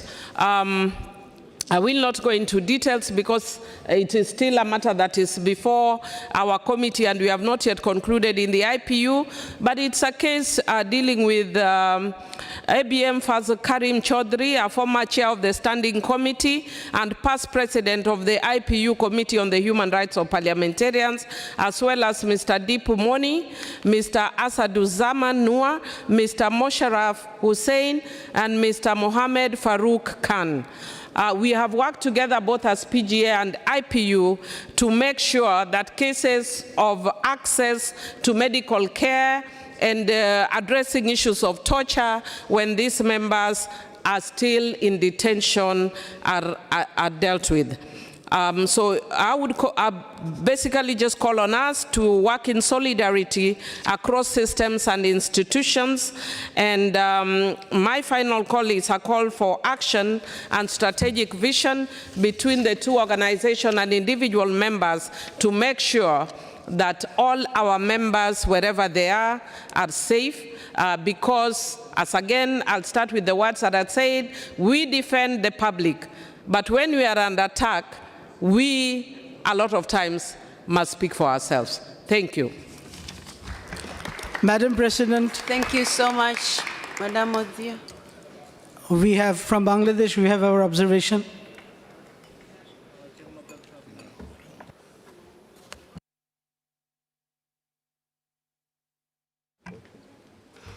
Bangladesh, 1 minute. Okay. Thank you, Madam President. We warmly salute the 50th anniversary of this committee, but having said that, the IPU's mandate rests on defending the rights of democratically elected parliamentarians. The word democratically elected is not ornamental.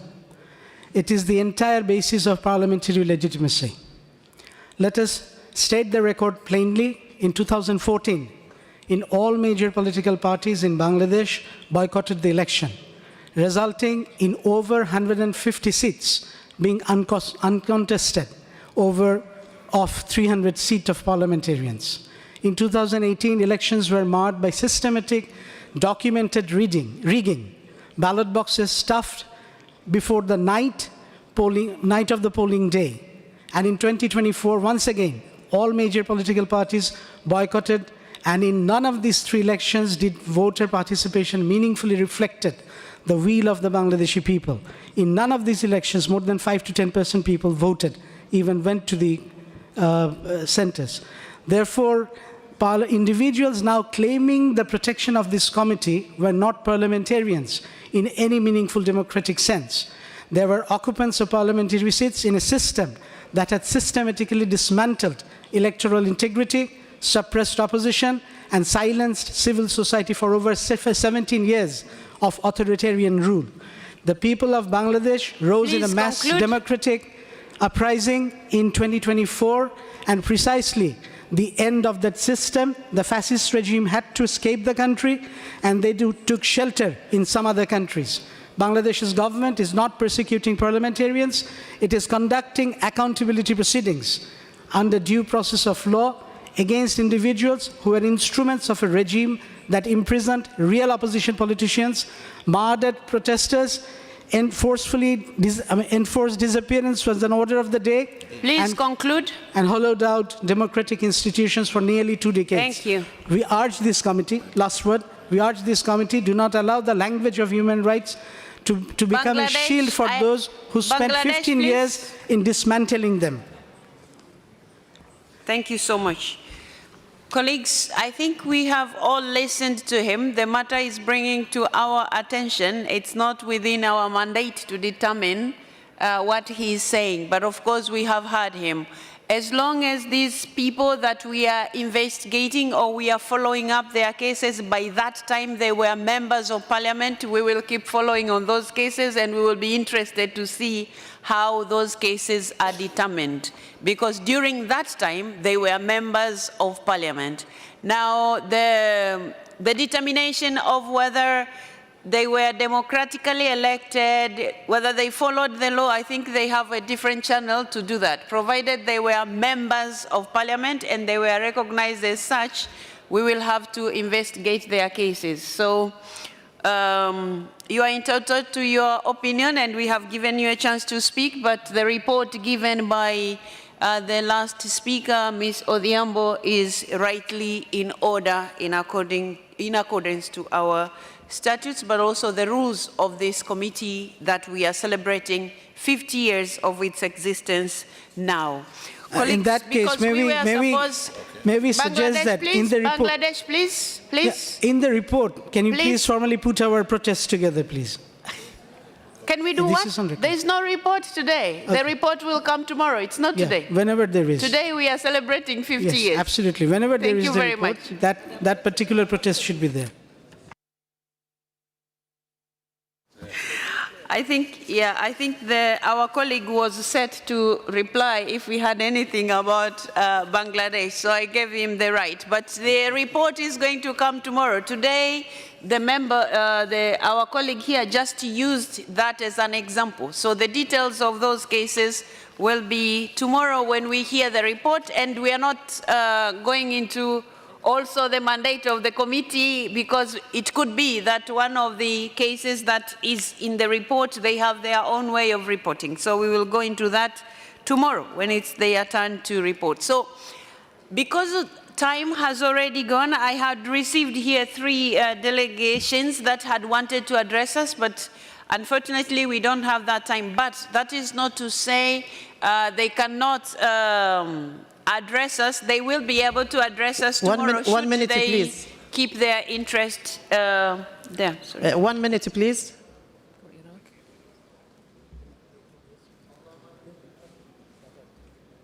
Excuse me. Important.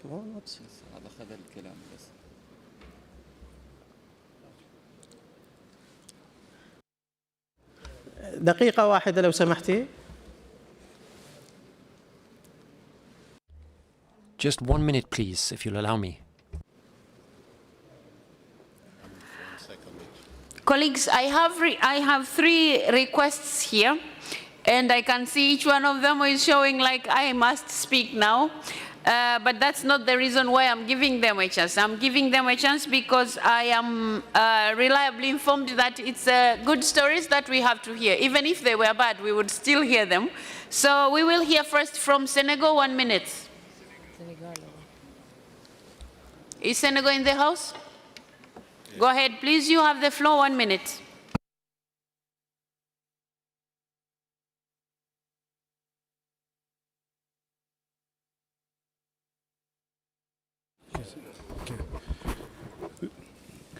Merci beaucoup, Madame la Présidente. Thank you, President. On behalf of the delegation of Senegal, allow me to extend our sincere congratulations to the IPU for these 50 years of commitment to parliamentarians who have suffered from violations of their fundamental rights. So, thank you very much. You referred to Ousmane Sonko, which is an important case that the Committee for the Human Rights of Parliamentarians has addressed. He was unfairly imprisoned on a bogus judicial decision by a regime that was crumbling. and he benefited from the support of the committee and from your oversight, and even in the most difficult times. In Tashkent, I was honored to read a message from him to the Assembly, his personal thanks and recognition of the IPU's work and for the fact that they never abandoned him. And today, Madam President, allow me to tell you that that man who the authorities tried to silence and who was imprisoned to try to kick him out of politics is now President of the Republic of Senegal and continues to serve his people to try to rebuild the rule of law and achieve social justice that the people have yearned for so long. So that, I think, is the strongest message we can address on this 50th anniversary of the CHRP. The committee doesn't just defend individuals, but it defends the future of our very nations. And Ousmane Sonko's case is a clear demonstration of that. So thank you so much on behalf of the delegation of Senegal and on behalf of the Speaker of the National Assembly, Mr. Day. Long live the committee and long live IPU. Thank you.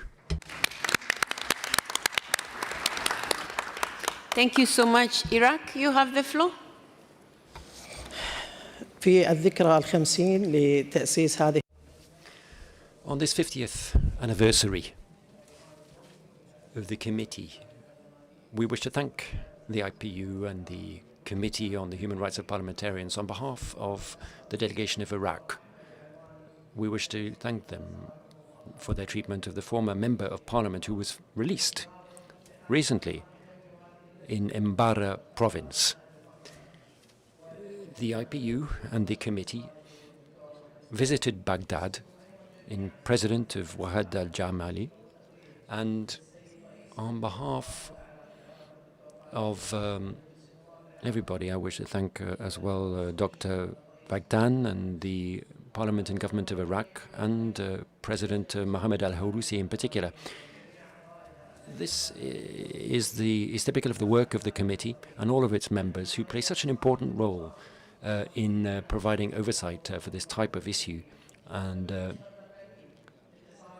the life and dignity of these parliamentarians is so vital. Recently, I spoke with this former parliamentarian, Alwani, by telephone, and he wishes to convey his thanks to you as well. Thank you. Thank you so much. Zambia, you have the floor. Thank you very much, Madam President.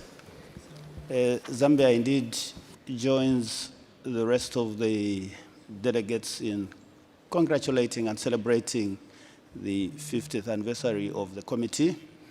And Zambia has interacted with the Committee on Human Rights for Parliamentarians through a case that we had in which a member of parliament, while appearing and going through a legal process, had an altercation with a member of the press, which resulted in her facing further charges. And that matter was brought to the attention of the committee, and the committee duly wrote to the Parliament of Zambia and requested Madam Speaker to give a further account and details of what was going on. And the Parliament of Zambia did respond to the IPU through the committee, and through that intervention, the matter was further processed both through the courts and from the parliament processes and procedure as well. I'm happy to report that the Honourable Member of Parliament was eventually acquitted in the courts of law, and from Parliament's point of view, she did not face any sanctions, and therefore the matter was successfully concluded. And that is in part due to the work that is done by this committee, raising awareness among parliaments to make sure that the rights of parliamentarians are taken very seriously. So we wish once again to thank the committee for its intervention. Thank you very much. Thank you so much. Colleagues, we have had the three interventions. That takes us to the conclusion of this special segment.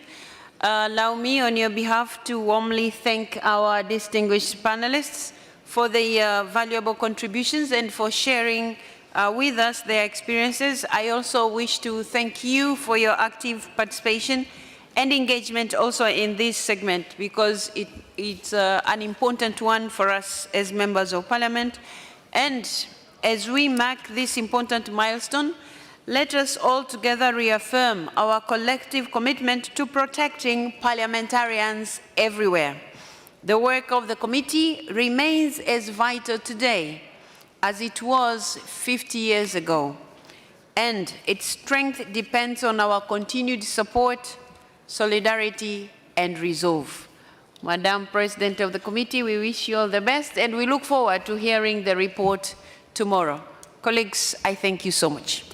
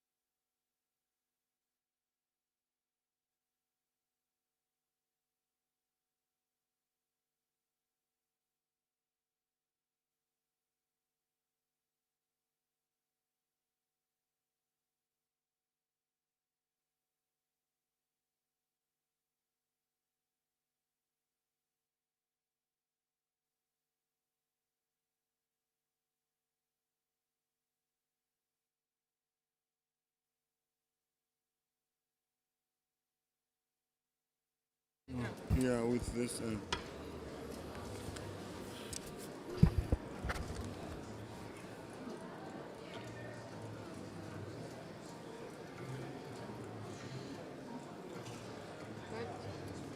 You want me to smile?